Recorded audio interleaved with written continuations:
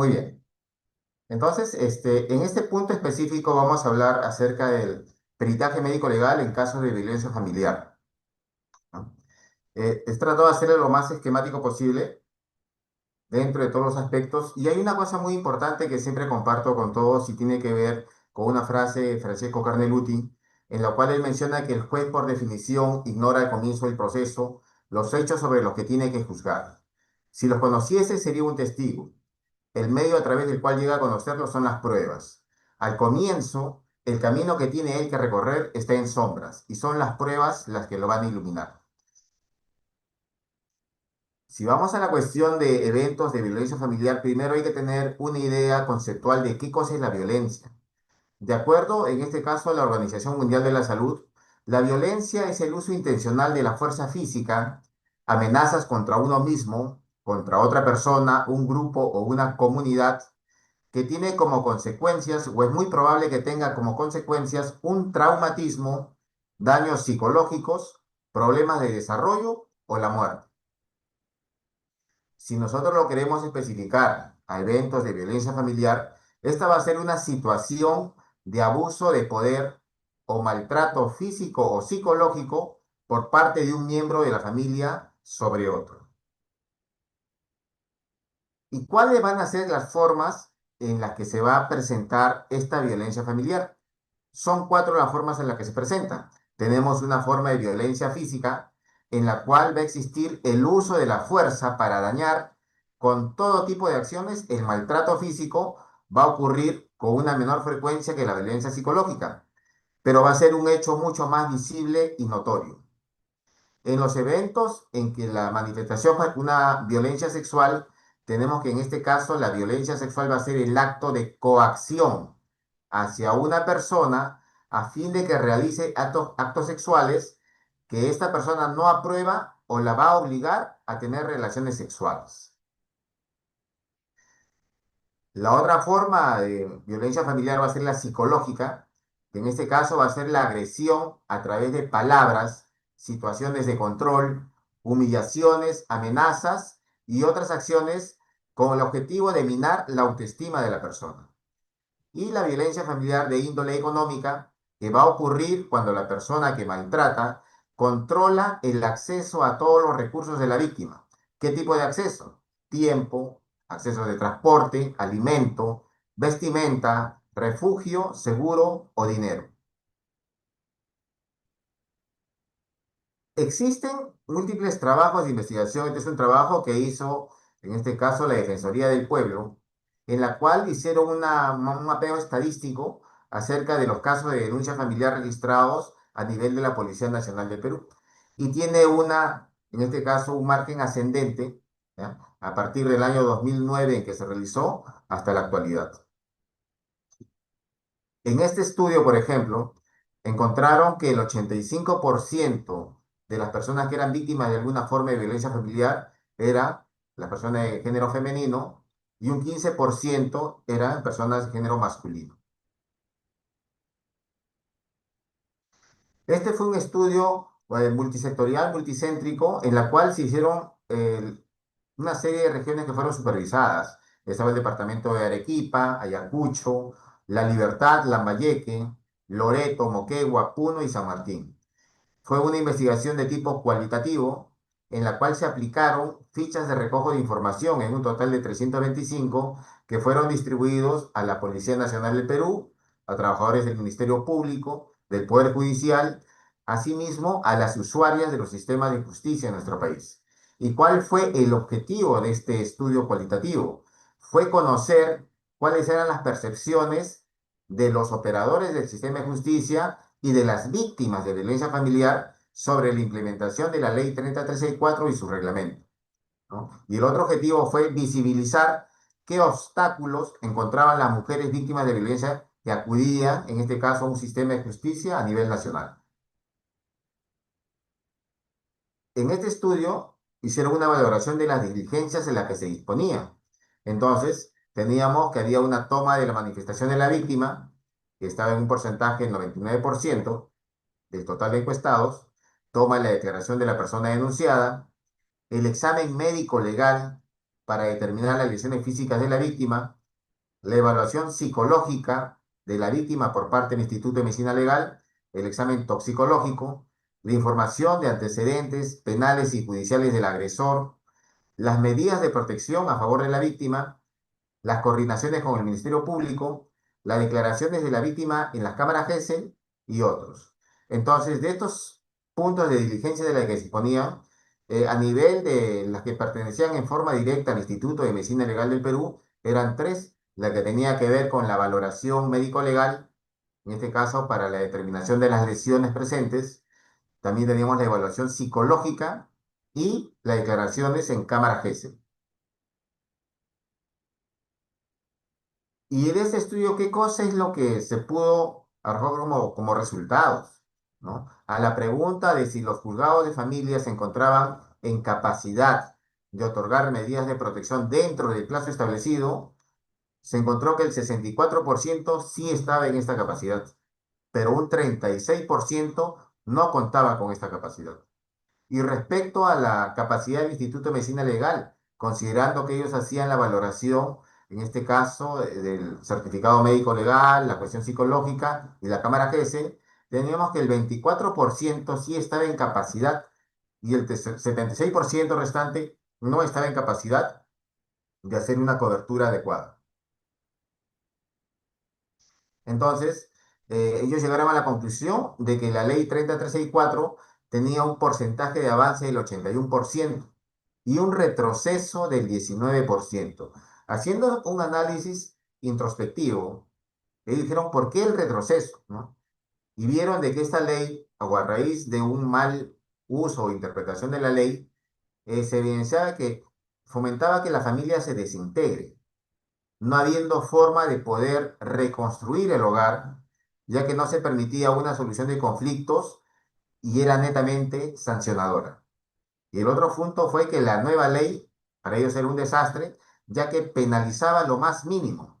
Existían conflictos entre parejas, no fomentaba soluciones de armonía familiar y buscaba desintegrar la familia como cédula básica de la sociedad.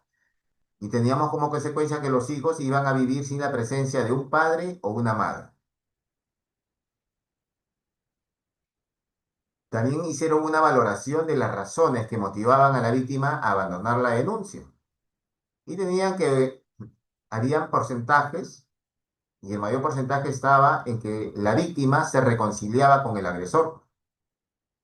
Los otros puntos tenían que ver con que había un temor a posibles represalias del agresor, a las amenazas que recibían del agresor, a la vergüenza por los hechos denunciados, a la no confianza en los sistemas de justicia, a que no contaban con recursos económicos para seguir con el proceso, al desconocimiento que tenían la víctima de sus derechos y el procedimiento a seguir, a la dependencia económica de la víctima con el agresor, al rechazo por parte de la familia, y a que se aburrían por los trámites bastante burocráticos que duraban bastante tiempo.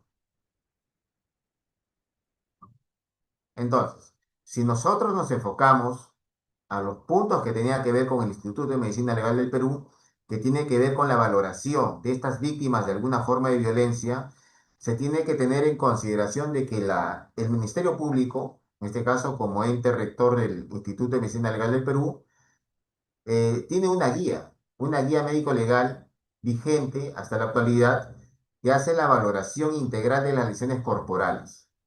Y esta guía vigente es del año 2016, ¿no? Y esta guía, dentro de la parte conceptual, se ha adecuado a lo que está establecido en el nuevo concepto de la vigencia de la ley 30364, que es una ley para prevenir, sancionar y erradicar la violencia contra las mujeres y los integrantes del grupo familiar.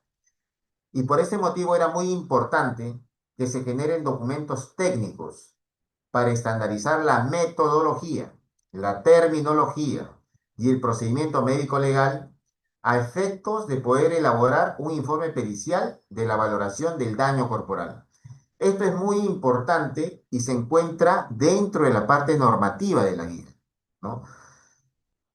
Pero lamentablemente cuando lo vemos en el contexto de la realidad, es algo que en muy poco porcentaje lo vemos, sobre todo en qué aspecto, en la parte terminológica y de procedimientos.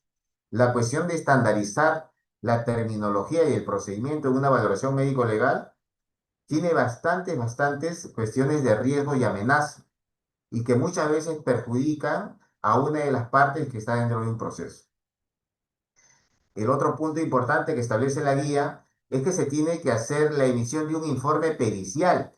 Y este informe pericial se supone que tiene que tener con una serie de implicación de recomendaciones en el ejercicio de una especialidad médica, ¿no? Y que tiene que hacer la integración de datos de criminalística, ¿no? Entonces, la parte médico-legal lo que busca es integrar esto, la valoración que tenemos de lo que manifiesta la persona con datos de interés criminalístico, porque es una labor bastante compleja y exige un rigor científico que tiene que desenvolverse para dar la cuestión de una herramienta necesaria con una visión técnica que tenga un abordaje pericial y que va a aclarar, en este caso, las luces o ideas que tiene el investigador de justicia o el operador de justicia para incorporar la evidencia de una manera óptima en un proceso.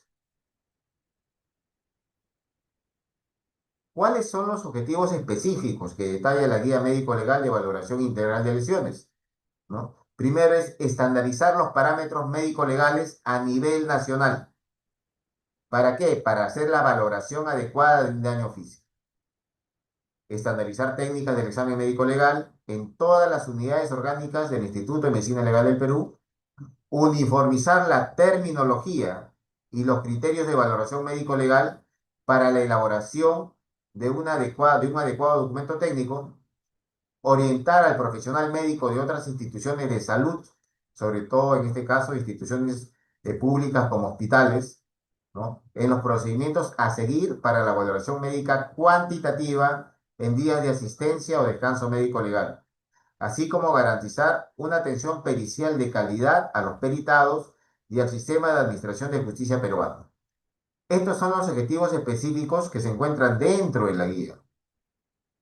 Pero lamentablemente, si nosotros hacemos el contraste de lo que está normado con lo que se observa en la realidad, tenemos de que no se cumple tranquilamente los puntos de estandarizar los parámetros médicos legales a nivel nacional, ¿no? Y he visto muchos casos que a una misma persona la han examinado dos peritos oficiales que pertenecen al Instituto de Medicina Legal del Perú, pero que se encuentran en unidades médico-legales distintas. Por ejemplo, yo he visto casos en que en la sección de Lima Este, por ejemplo, que ha sido valorada una persona en la división médico-legal Lima Este, la ve el médico legista y le sale una valoración de las lesiones que presenta.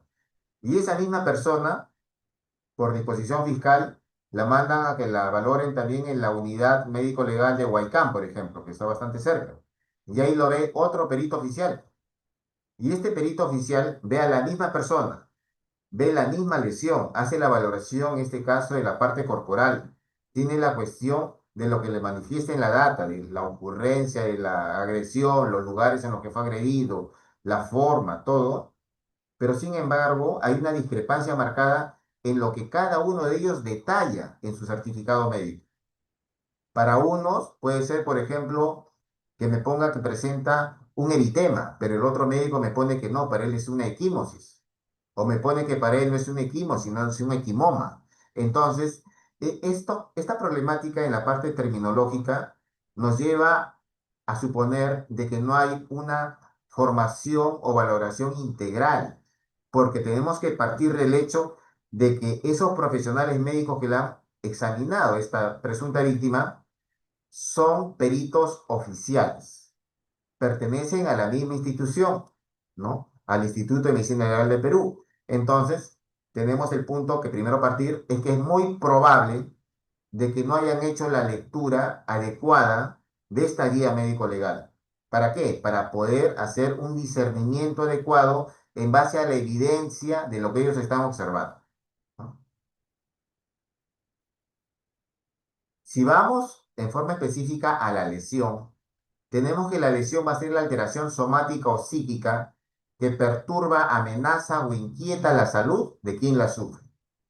o simplemente que va a limitar o menoscabar la integridad personal del afectado. Y este menoscabo puede ser de dos formas, de una forma orgánica o una forma funcional. Y las consecuencias de una lesión van a proyectarse como un daño o un perjuicio. ¿Y qué va a ser el daño? El daño va a ser la pérdida que se produce sobre lo que ya se tiene. ¿Ya? Va a ser todo tipo de mal material o moral, más concretamente va a ser un detrimento o menoscabo que por acción de otro se va a percibir o recibir en la persona o en los bienes. El daño no tiene un concepto legal. Su adjetivación va a permitir la distinción de distintas clases de daño, entre otras cosas, el daño corporal. Y el perjuicio va a ser la ganancia que se deja de obtener por una causa cualquiera. Va a ser uno de los efectos o consecuencias que el daño va a acarrear. Entonces, cuando se hace una valoración clínica, en este caso una persona que ha sido víctima de alguna forma de violencia, hay que tener dos parámetros muy importantes. Una cuestión de la parte clínica y otra la parte forense o la parte legal, ¿no? Entonces, por ejemplo, el médico clínico lo que va a buscar o lo que le va a dar mayor importancia va a ver que no exista el compromiso vital de algún aparato o sistema en la persona. ¿Y cuál va a ser la misión que tiene el médico clínico? Va a ser que estas faltas, estas alteraciones desaparezcan, para que haya una cuestión de unidad orgánica a nivel hemodinámico. En la parte médico-legal, lo más importante es saber cómo es que ocurrió el evento, qué indicio existe de ello. ¿Y cuál es la misión que va a tener el médico legista? Va a ser fijar las lesiones, fijar, en este caso, el compromiso que existe, ¿ya? Para hacerlas permanecer en el tiempo. ¿Y por qué motivo? Porque eso de ahí en algún momento va a estar dentro de un proceso judicial. Si nosotros, por ejemplo, valoramos la cuestión del tiempo que demora desde que uno hace una denuncia hasta que empieza el juicio es bastante largo, bastante prolongado. Y cuando ya está en el juicio, esta persona va a tener una restitución de la lesión que ha tenido, ¿no? Y por ese motivo es muy importante que existe una perenización, que se encuentre fijada esa lesión que tuvo esta persona cuando fue valorada médico-legalmente en una unidad o dependencia médico-legal. Y ahí es donde también tenemos nosotros un detrimento, una falla o una amenaza. ¿Por qué motivo? Porque las unidades o divisiones médico-legales, en un gran porcentaje de los casos, no realizan el registro o perenización fotográfica. No hay una forma en que estén fijadas. Y esto también trae como consecuencia de que no exista una cuestión bueno, muchas veces no existe una cuestión de correspondencia entre lo que está escrito en el certificado médico legal y la cuestión de la evidencia fotográfica, ¿no? Yo he visto muchos casos, por ejemplo, en la que se ha pedido una fotografía, porque en la parte médico, en la parte del documento, por ejemplo, colocaban que había la presencia de un hematoma. Y cuando estamos con la cuestión de un hematoma y hacemos la valoración cuantitativa, en un hematoma tú estás por encima de 10 días de atención facultativa. Dependiendo de la gravedad que la presenten, puede estar entre 15 a 18 días, ¿no? Y en este caso ya se escapa de que sea vista por una parte civil, sino pasa a una parte penal. Y cuando hemos pedido la cuestión fotográfica, no existía ninguna evidencia de que esa lesión era un hematoma. Eran equimosis. Entonces, es muy, muy importante la cuestión de la valoración fotográfica, que es una obligación, en este caso por parte del perito oficial, para ver si existe la cuestión de correspondencia en lo que nosotros estamos observando o valorando. ¿Y cuáles van a ser estas formas de registro para iniciación fotográfica? ¿No?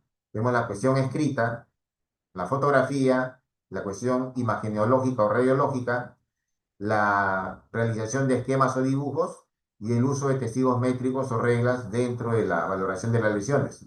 Y esto de ahí, por ejemplo, se encuentra estipulado dentro de la guía médico legal, ¿no? Y como les digo, es algo que tiene que ser de cumplimiento obligatorio por todos los peritos oficiales del Ministerio Público.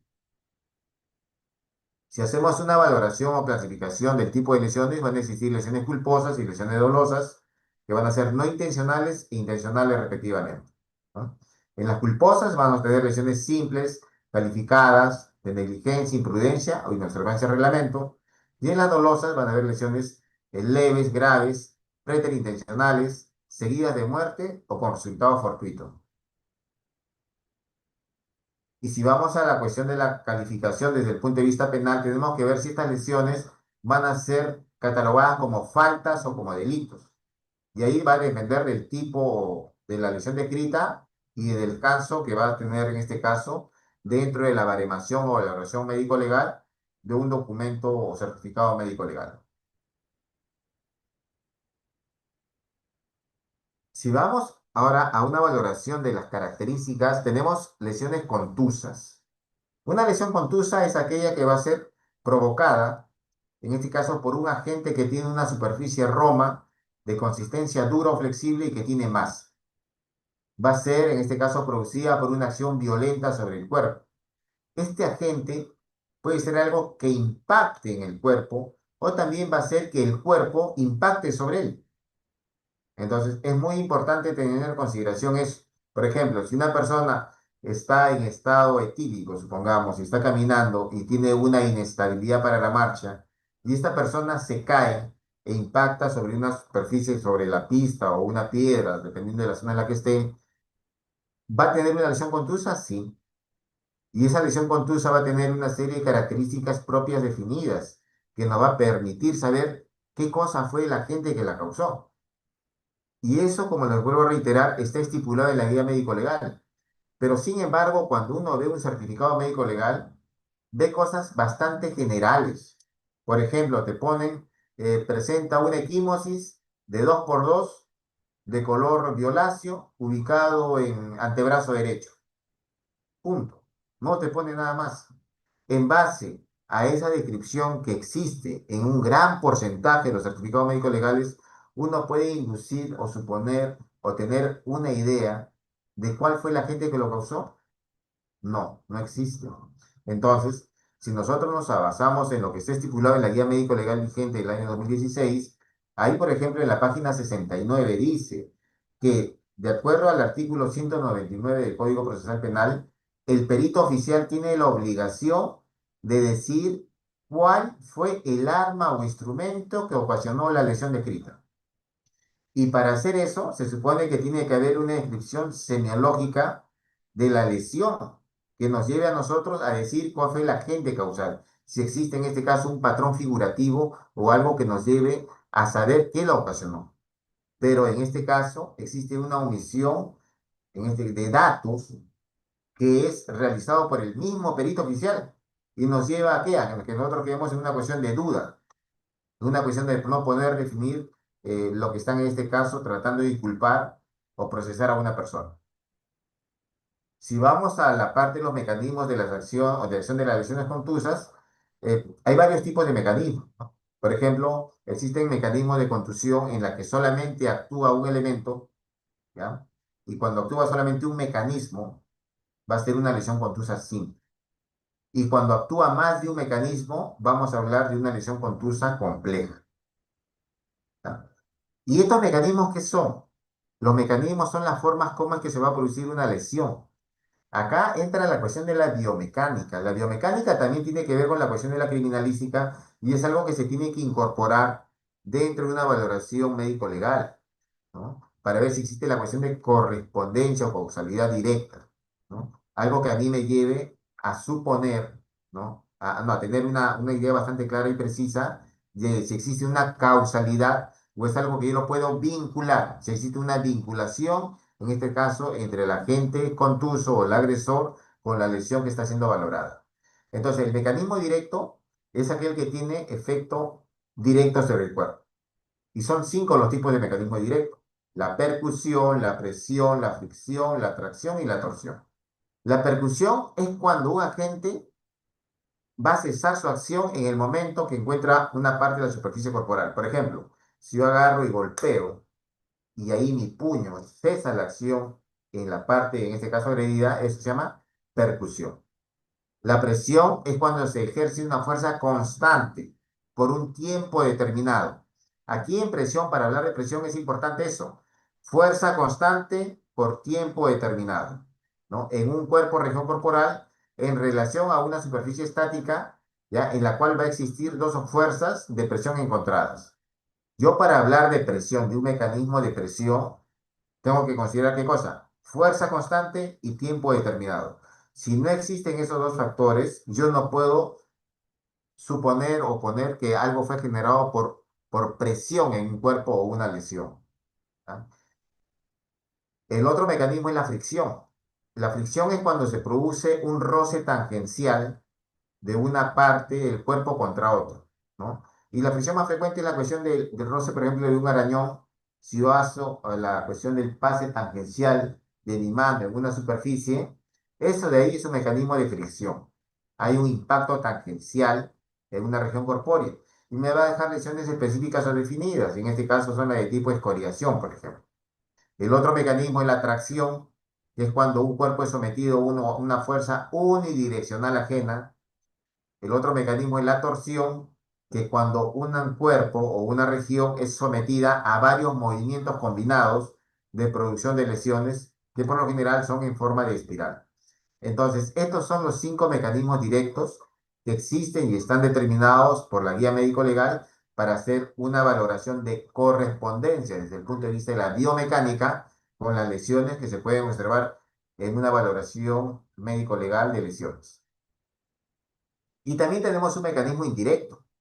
En este caso, un mecanismo indirecto es cuando la lesión se aprecia en una zona distante al impacto primigenio. Se llama lesiones de contragolpe.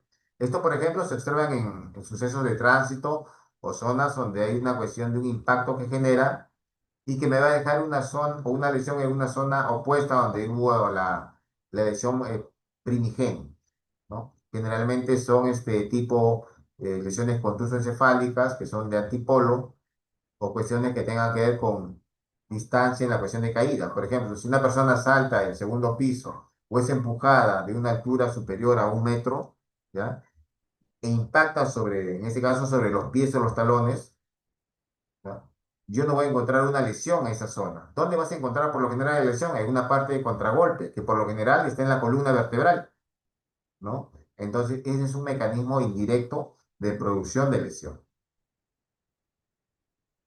En este punto quiero hablarle de lesiones que son las más frecuentes que vamos a observar en un certificado médico legal y es importante para tener una idea de en qué consiste y qué tiene que ver con una parte de baremación desde el punto de vista forense o médico legal. Tenemos un eritema. ¿Qué cosa es un eritema? Es un enrojecimiento. Va a ser una lesión contusa simple superficial en la que existe una congestión vascular de la piel.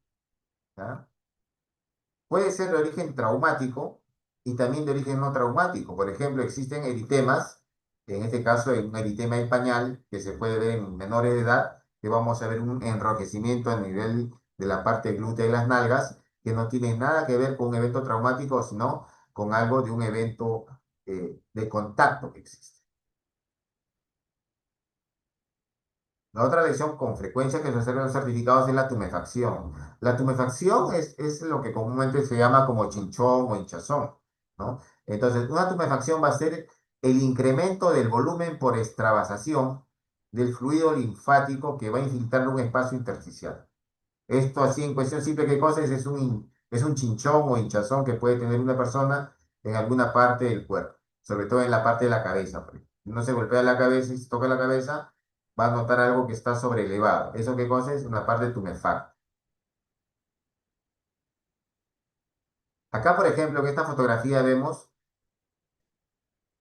en este lado vemos, si nosotros hacemos una cuestión comparativa, va a haber un cambio en la coloración de la mucosa labial, ¿no? Acá lo vemos de un color rosado definido, pero acá no. Acá hay un color más oscuro, más violáceo, más rojizo.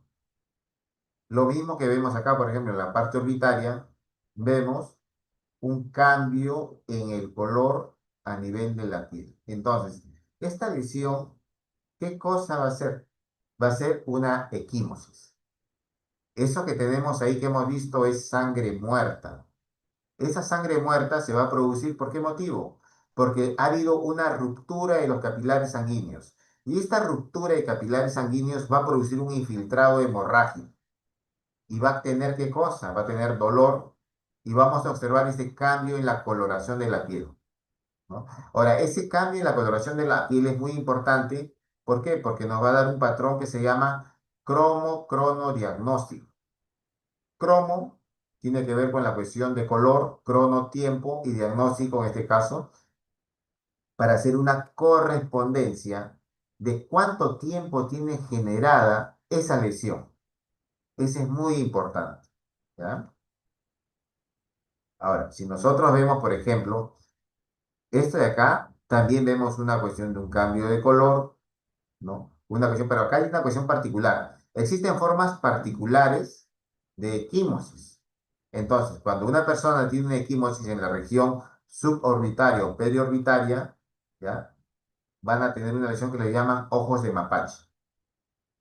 Hay personas que tienen lesiones equimóticas a nivel de la apófisis mastoidea y ahí se va a llamar signo de Batten, ¿no? Entonces, cuando tú observas eso, ¿qué es lo que vas a inducir a suponer como primera opción de que esa persona ha tenido una fractura en la base del cráneo?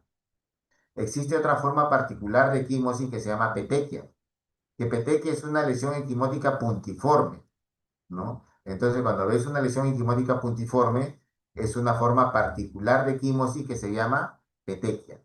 Pero esa petequia también se van a observar en procesos clínicos. Por ejemplo, si una persona tiene problemas o trastornos en la parte de la coagulación, ¿ya? ¿Va a tener o va a ser propensa a tener petequia? Sí. Entonces, es muy importante hacer el discernimiento y tener el conocimiento necesario para poder definir si es algo clínico o es algo patológico o traumático. Acá, por ejemplo, tenemos otra forma particular de equimosis. Esta forma particular de equimosis que vemos acá, como lo dice por lo general, que son chupetones, su nombre, desde el punto de vista científico, se llama sugilación. Y la sugilación es una forma particular de equimosis, en la cual es muy importante conocer cuál es el mecanismo por el cual se produjo. Por ejemplo, la equimosis les había mencionado que era generada por una cuestión de un agente contuso o algo que impacta en el cuerpo. Cuando tenemos una sugilación, el mecanismo que la va a producir es la succión. Y la succión se produce, o ¿quién es el que va a realizar la succión? La boca humana. Entonces, la succión va a ser una presión negativa en esa zona y me va a dejar una impronta o marca de los labios en esta persona, en la zona que yo estoy generando la succión. Entonces, esto es muy importante tener en consideración, ya que muchas veces está relacionado con eventos de libertad sexual, ¿no? Y es muy importante hacer una descripción semiológica adecuada de esta lesión. ¿Por qué motivo? Porque, mira, todos nosotros tenemos una boca, pero son diferentes tipos de boca. Hay personas que tienen, por ejemplo, labios delgados, hay personas que tienen labios gruesos, hay personas que su labio superior es más delgado que el inferior, o puede ser lo contrario, que el superior sea más grueso que el inferior. Hay personas que tienen labios simétricos o asimétricos o bocas grandes. Entonces, si alguien hace o es imputado de haber hecho una lesión de esta naturaleza y está generada por una succión por boca humana, se tiene que hacer una valoración antropométrica para ver si la lesión tiene correspondencia o se va a vincular con la persona que está siendo acusada. Por eso es muy importante que se haga una valoración integral de eso. ¿Y quién tiene que realizar esa valoración? El perito oficial. ¿Ese es algo que se puede observar en un certificado médico legal? No. Entonces, ¿a quién está perjudicando eso? ¿A quién le están vulnerando la cuestión de su inocencia? A la persona que está siendo acusada. ¿Por qué? Porque no han hecho una valoración integral para ver si existe la correspondencia desde el punto de vista antropométrico y si se corresponde con el tipo de labio de la persona que está siendo investigada. La parte de las equimosis son muy importantes por la cuestión del cromo diagnóstico que les había mencionado, ya que va a haber una cuestión de valoración o modificación de color. Y era, ¿por qué cambia el color? ¿No? Yo les había dicho que esa era una sangre muerta. Esta sangre muerta que está ahí, ¿ya? Va a partir en este caso. Nuestra sangre tiene un componente que se llama hemoglobina. Esta hemoglobina se va a degradar. Y esa degradación de la hemoglobina es lo que va a dar la cuestión del cambio de los colores que tenemos en la piel. Que vas a tener primero un color rojo negruzco, violáceo, oscuro, va a pasar un color azulado, verdoso, amarillento, y de ahí recién retoma el tono de nuestra piel. Yo estoy seguro que todos nosotros en algún momento hemos tenido algún tipo de impacto o golpe y hemos visto en nuestra piel este cambio de color, ¿no? Y este un cambio de color que es de manera progresiva en el tiempo, ¿no? Entonces, el Instituto de Medicina Legal del Perú tiene una valoración, por ejemplo, si voy a ver un color rojizo, el tiempo promedio estamos en horas, rojo negruzco los 2 primeros días, violáceo de 3 a 5 días, verdoso de 6 a 9 días, un color marrón de 10 a 15 días y amarillento de 16 a 25 días. Entonces, en base a esto de acá, es que se hace la valoración del tiempo de transcurrido basándonos en el cromo diagnóstico. Pero esto también tiene una serie de problemas, ¿no? Que han sido vistos después. Como yo les he mencionado, la guía médico legal que tenemos es la del año 2016. Entonces, desde el punto de vista científico, con el avance progresivo que tiene la parte médica, no hay una adecuación, ¿no? A lo que estamos viviendo en este momento, que es el año 2025. Entonces, existen múltiples estudios que han demostrado incluso que yo puedo ver todos los colores después de las 24 horas. Pero para esto tiene que haber una serie de factores que están dentro de la valoración. Por ejemplo, si una persona tiene más grasa o menos grasa, eso va a tener una cuestión de influencia dentro del tipo de color que va a haber y la manifestación. Sí, pero el médico coloca, por ejemplo, si una persona es leptosómica o pícnica o tiene una mayor cantidad de tejido celular subcutáneo, no lo pone. Entonces, si él no coloca este factor, también lleva a la cuestión de desconocer o suponer múltiples cosas por una parte de desconocimiento que tiene la parte fiscal o judicial, ¿no? Y eso, como le digo, no permite darte un documento o un informe técnico de calidad que tenga todo lo que esté establecido en los objetivos generales de la guía médico-legal, por ejemplo. Esto que tenemos acá también vemos una cuestión de cambio de color, ¿no? Hay un cambio de color en la piel, pero hay una hinchazón. Ya lo vemos mucho más hinchado, a diferencia de lo que era una equimosis que es totalmente plana. Entonces, cuando tenemos esto, esto ya se llama un equimoma, que va a ser una equimosis de mayor extensión, pero que va a conservar el infiltrado hemorrágico laminar. O sea, va a tener la sangre acumulada dentro de, ¿ya? Entonces tenemos, si vamos en la cuestión, por ejemplo, de acuerdo al tipo de impacto que tienes, un eritema, una equimosis, un equimoma. Si nosotros nos vemos algo de esta naturaleza, es totalmente distinto, ¿no? Entonces, ¿esto qué cosa es? Es un hematoma.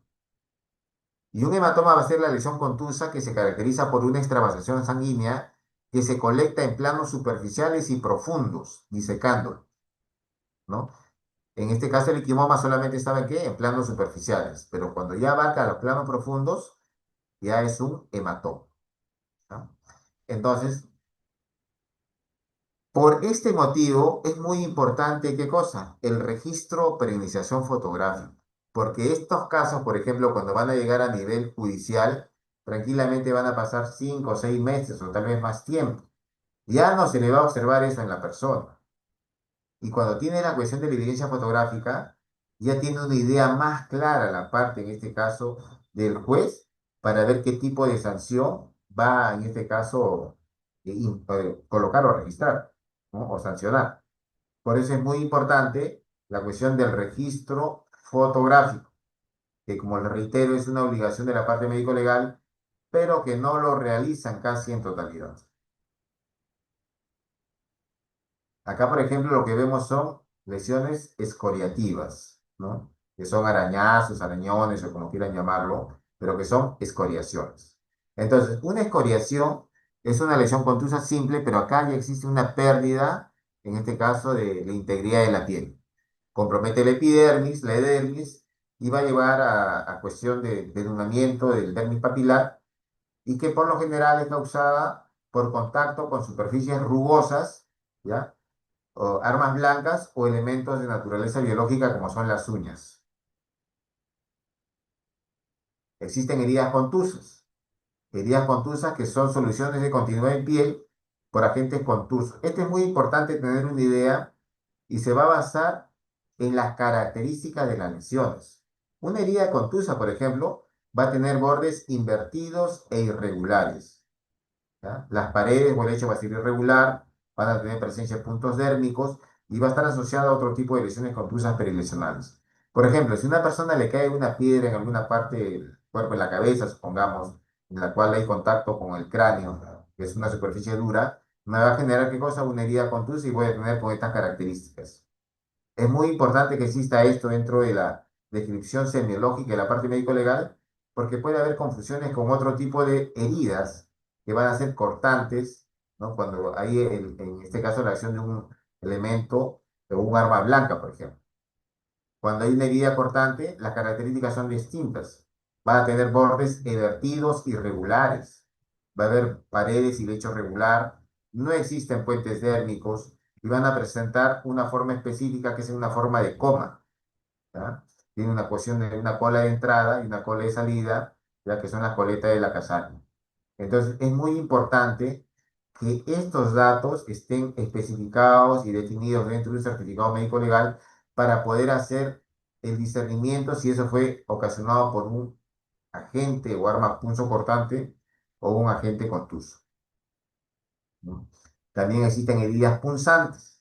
En este caso, por ejemplo, cuando se usa un verduguillo, un tenedor, un clavo, un lápiz o un desarmador, voy a tener lesiones de heridas punzantes, que hay un compromiso mayúsculo y también van a tener unas características las heridas que se presentan, ¿no? Va a haber la cuestión de un orificio de entrada, tiene una dirección, trayecto canal, puede ser penetrante, perforante y por lo general va a generar o va a ser el dibujo del agente punzante que lo ocasionó. Acá, por ejemplo, lo que vemos, ¿no? Les había hablado de que existían mecanismos simples o lesiones simples y complejas. Una lesión compleja es cuando existía la acción de dos o más mecanismos. Acá, por ejemplo, son lesiones que son por mordedura. Si nosotros vemos acá podemos ver la cuestión de la impregnación de los dientes, por ejemplo, la cuestión de la arcada que existe, ¿no? Entonces, una mordedura va a ser una lesión contusa compleja. ¿Por qué motivo? Porque existen más de un mecanismo. ¿Qué mecanismo se activa en una mordedura? Un mecanismo de presión y un mecanismo de tracción, que va a ser producido por los dientes. Y estos dientes van a dejarme, ¿qué cosa? Van a dejarme la cuestión de una impronta. Esta impronta es como una huella, ¿ya? De la parte de la cavidad, la cavidad oral, de la arcada dentaria, ¿ya? Y es muy importante en la parte de la descripción del médico, del perito oficial, de estas características, ¿para qué? Para hacer una correspondencia desde el punto de vista antropométrico que corresponde a la persona que está siendo imputada. Eso es importante en el certificado, que esté perenne, descrito en detalle, para hacer, en este caso, la integración con la persona que va a ser procesada. Pero como les reitero, es algo que por lo general no lo realizan y están vulnerando la presunción de inocencia del acusado. Así como existen lesiones que son ocasionadas por un agente, vamos a tener también lesiones contusas simuladas, ¿ya? Que son lesiones autoocasionadas, ¿no? Y cuando existen estas lesiones autoocasionadas, es muy importante hacer una exploración de la superficie corporal en totalidad. Se tiene que hacer un contraste de lo que nos cuenta la persona, ¿ya? Hay una cuestión de valoración cronológica con la presencia de las lesiones encontradas. Se tiene que contrastar si estas lesiones están en zonas accesibles a la persona, en la que tiene controles de la visibilidad, si hay la cuestión de lateralidad corporal y dominancia del evaluado.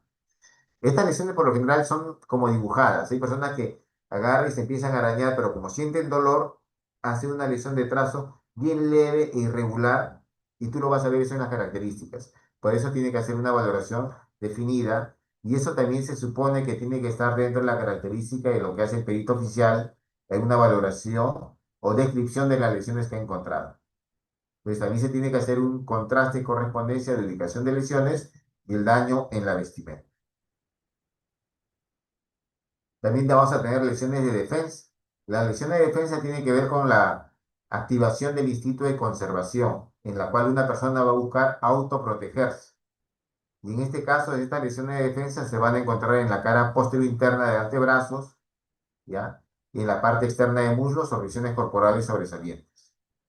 Y también existen lesiones por lucha, que se va a caracterizar, a diferencia de las lesiones de defensa, porque son mucho más variadas y dispersas en el cuerpo y porque van a, o contribuyen en este caso a determinar cuántos fueron los agresores que existieron o cuál fue el tipo de evento violento en la cual estuvo inmersa la persona.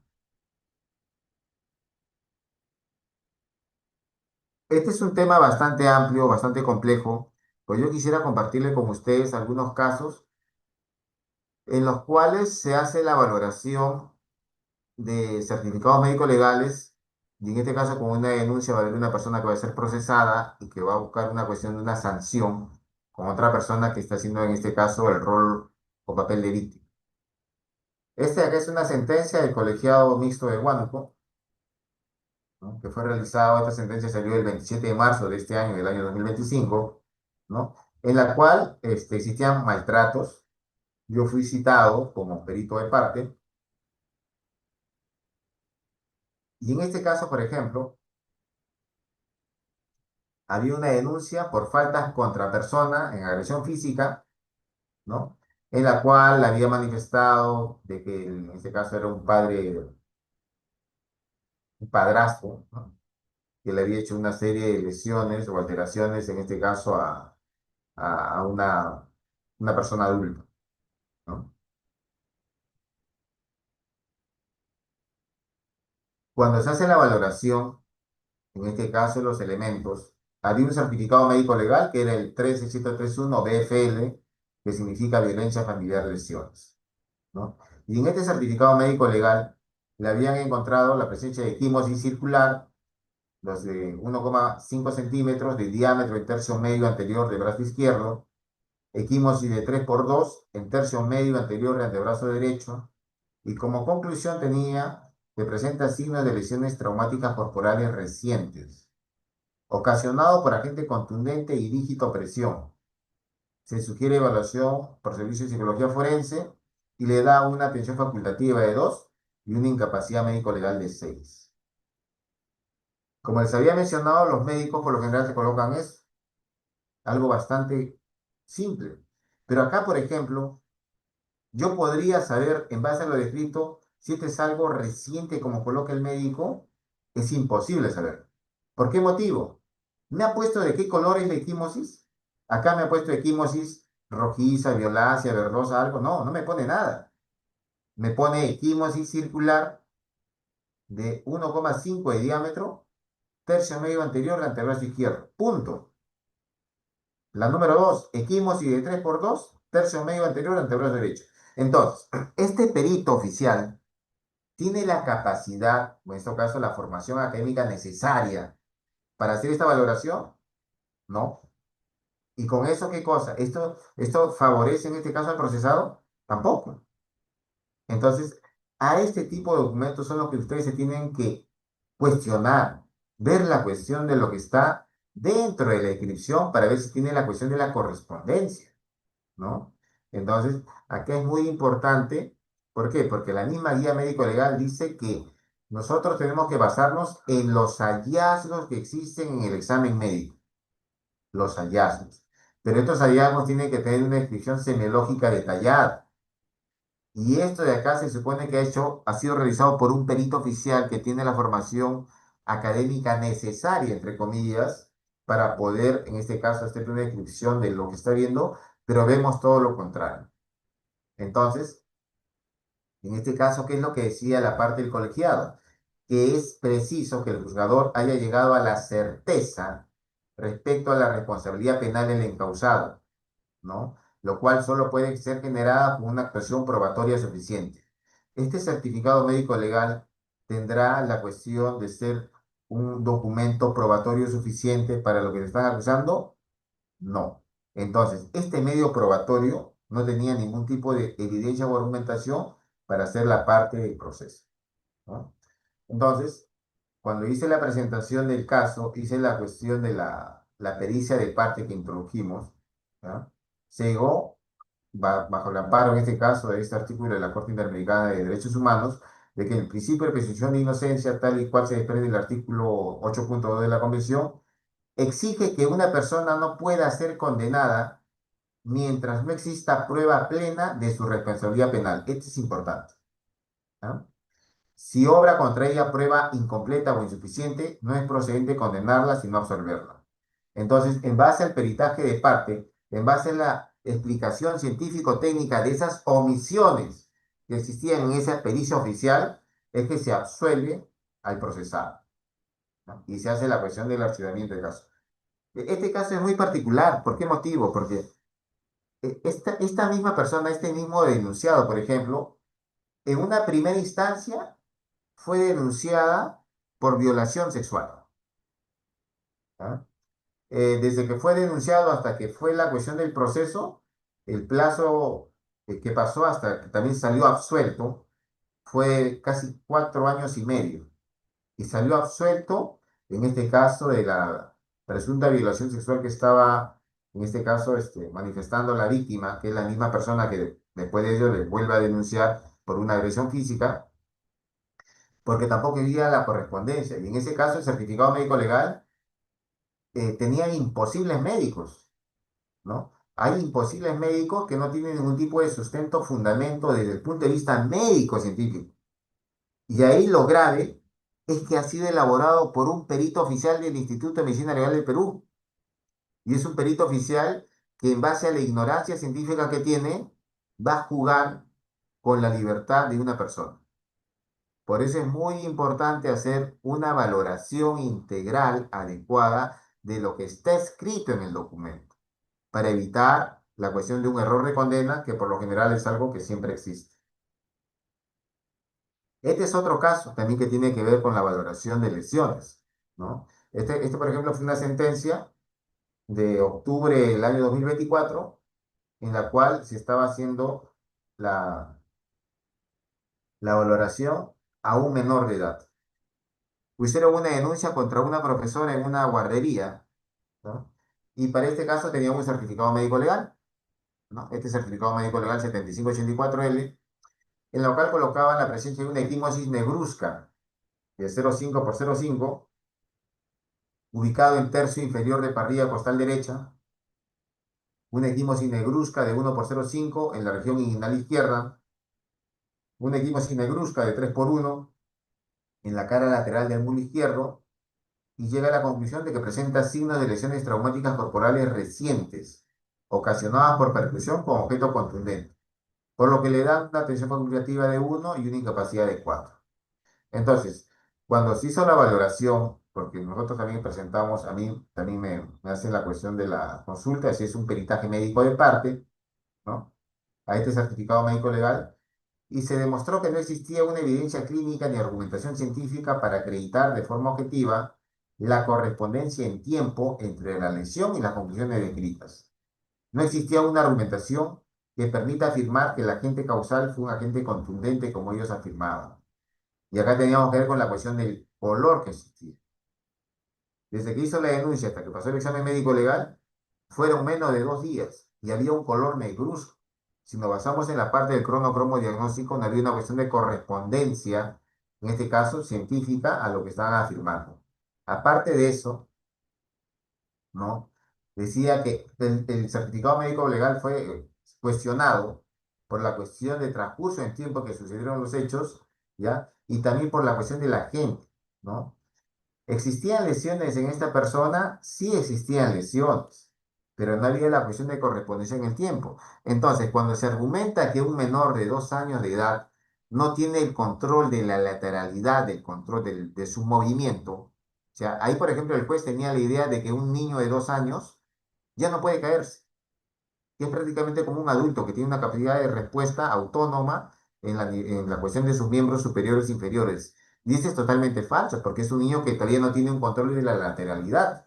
Entonces los niños están caminando, ¿ya? Y por esta cuestión de la control de lateralidad izquierda, que tiene que ver con la cuestión de el proceso de la evolución motriz, que tiene todo niño, toda persona, ¿ya? Ha tenido una caída. Y consecuencia de esa caída, este niño impactó sobre una superficie dura, ¿ya? Y cuando impacta sobre ello, le va a producir una lesión. Entonces, ¿qué cosa es lo que tiene un niño más Si lo comparamos con un adulto, un niño tiene una mayor cantidad de agua, tiene una mayor cantidad ¿de qué? De tejido celular subcutáneo. Entonces, cuando ello impacta, me va a dar un factor que me va a hacer una modificación o aceleración en la cuestión de la coloración que voy a ver. Entonces, cuando se le explicó eso a la parte del juez, ¿ya? Y se le pone en este caso también con, esto ya fue con la parte jurídica, hay una casación, la 1354/2016 de Lima, en la cual se dice que se tenía que acreditar la responsabilidad del infractor, lo cual tiene que ser demostrado fehacientemente, ¿ya? Mediante un documento que acredite la responsabilidad, es que se les explicó y no se pudo o no pudo fundamentar lo que estaba en este caso, registrando la parte que había puesto la denuncia. Entonces, aquí se dijo, ¿no?, que esta menor de 2 años, que era supuestamente agredida físicamente, no había evidencia clínica ni argumentación científica para acreditar de forma objetiva la correspondencia en tiempo entre las lesiones y las confusiones descritas. Y esta ausencia de argumentación no permite hacer o afirmar una cuestión de causalidad con una persona que está siendo procesada, ¿no? Entonces, en base a esto, por ejemplo, la parte del Poder Judicial, el juez, ¿ya?, determinó que no había sustento clínico científico para afirmar correlación de causalidad directa con el motivo de la presunta agresión, ¿ya?, en la cual haya habido un factor humano en la parte de implicancia directa, ¿ya?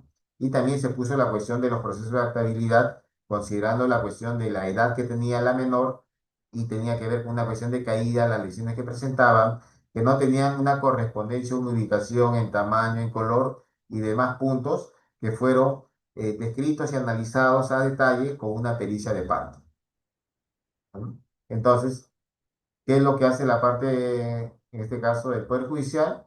¿No? Que revocó la demanda, declarándola infundada, ¿no? No habiéndose acreditado de manera fehaciente la responsabilidad de la demandada, ¿no?, emitiendo asimismo un procedimiento de fondo a fin de dar solución a la controversia, se declara infundada la demanda y se hace la cuestión de su archivamiento. Entonces, dentro de los procesos que nosotros o en los que ustedes participan, es muy, muy, muy importante hacer un análisis integral de la parte de las lesiones que están descritas, que tienen que cumplir con lo que está estipulado dentro de la guía médico legal vigente. Eso es un tema muy importante, es algo que lamentablemente no se ve en nuestro país. Yo he hecho pericias yo hago pericias a nivel nacional, en todos los que he participado, no existe el cumplimiento de los peritos oficiales de la parte normativa, ¿no? Y en este caso está yendo a una cuestión de un documento normativo que está haciendo, realizado por una institución pública o por un ente público que es el Ministerio Público y el Instituto de Medicina Legal del Perú, y que en vez de aclarar puntos nos lleva a una parte de confusión. Y en esa cuestión de confusión no lleva a una adecuada administración de justicia. Por ese motivo, la prueba pericial, ¿no?, puede ser tanto poderosa como bastante desorientadora, debido a qué? A la dificultad para evaluarlo, ¿no? Yo quisiera agradecerles a ustedes, no sé si, yo sé que el tema en algunos puntos puede ser bastante fastidioso, tal vez por la parte terminológica, pero cuando nosotros o ustedes estén frente a un certificado médico legal, tienen que tener una lectura adecuada y detallada, no irse a la parte de conclusiones. Lamentablemente, la parte fiscal y la parte eh, judicial solamente leen la parte de conclusiones. Y en la parte de conclusiones, como ya supuestamente lo tienen todo masticado y preciso, van de frente a la cuestión de la condena, ¿no? No se toma la molestia de hacer un análisis retrospectivo de lo que está detallado en la parte del examen clínico o en la parte, en este caso, de la data, para ver si existe una coherencia argumentativa desde el punto científico de lo que nos dice, lo que encontramos y de lo que concluimos, ¿no? Esto está estipulado, por ejemplo, en el artículo 29 de la Ley General de Salud. El artículo 29 de la Ley General de Salud dice que todo acto médico tiene que tener información veraz y suficiente.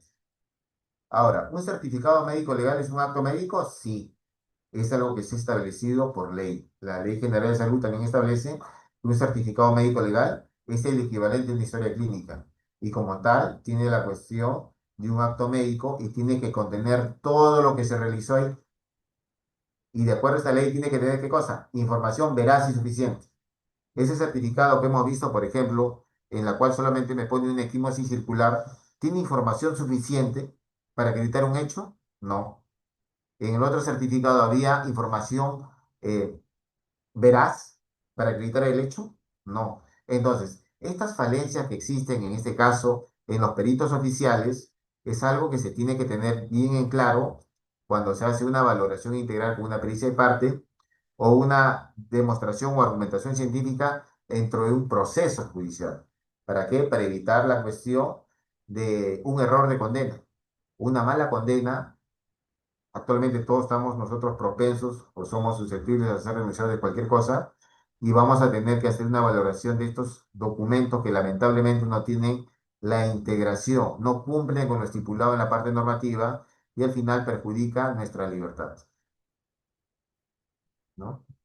Bien, eso ha sido todo con ustedes. Cualquier tipo de consulta, duda, pueden hacerlo con total confianza, ¿no? En el caso que requieran algún tipo de asesoría o cuestión de consultoría forense, con todo gusto, eso es en mi teléfono celular, mi correo electrónico, y agradecerles nuevamente por el interés así como en este caso a la plataforma Audiápolis, porque cuando nosotros integramos, intercambiamos y tenemos un mayor conocimiento, se amplía nuestra línea de acción, nuestra mente ya tiene una serie de eventos de una mayor amplitud y gama que nos permite hacer un mejor discernimiento, una mejor argumentación dentro de cualquier tipo de acción, ya sea penal o no penal, y también una cuestión de conocimiento general que tenemos.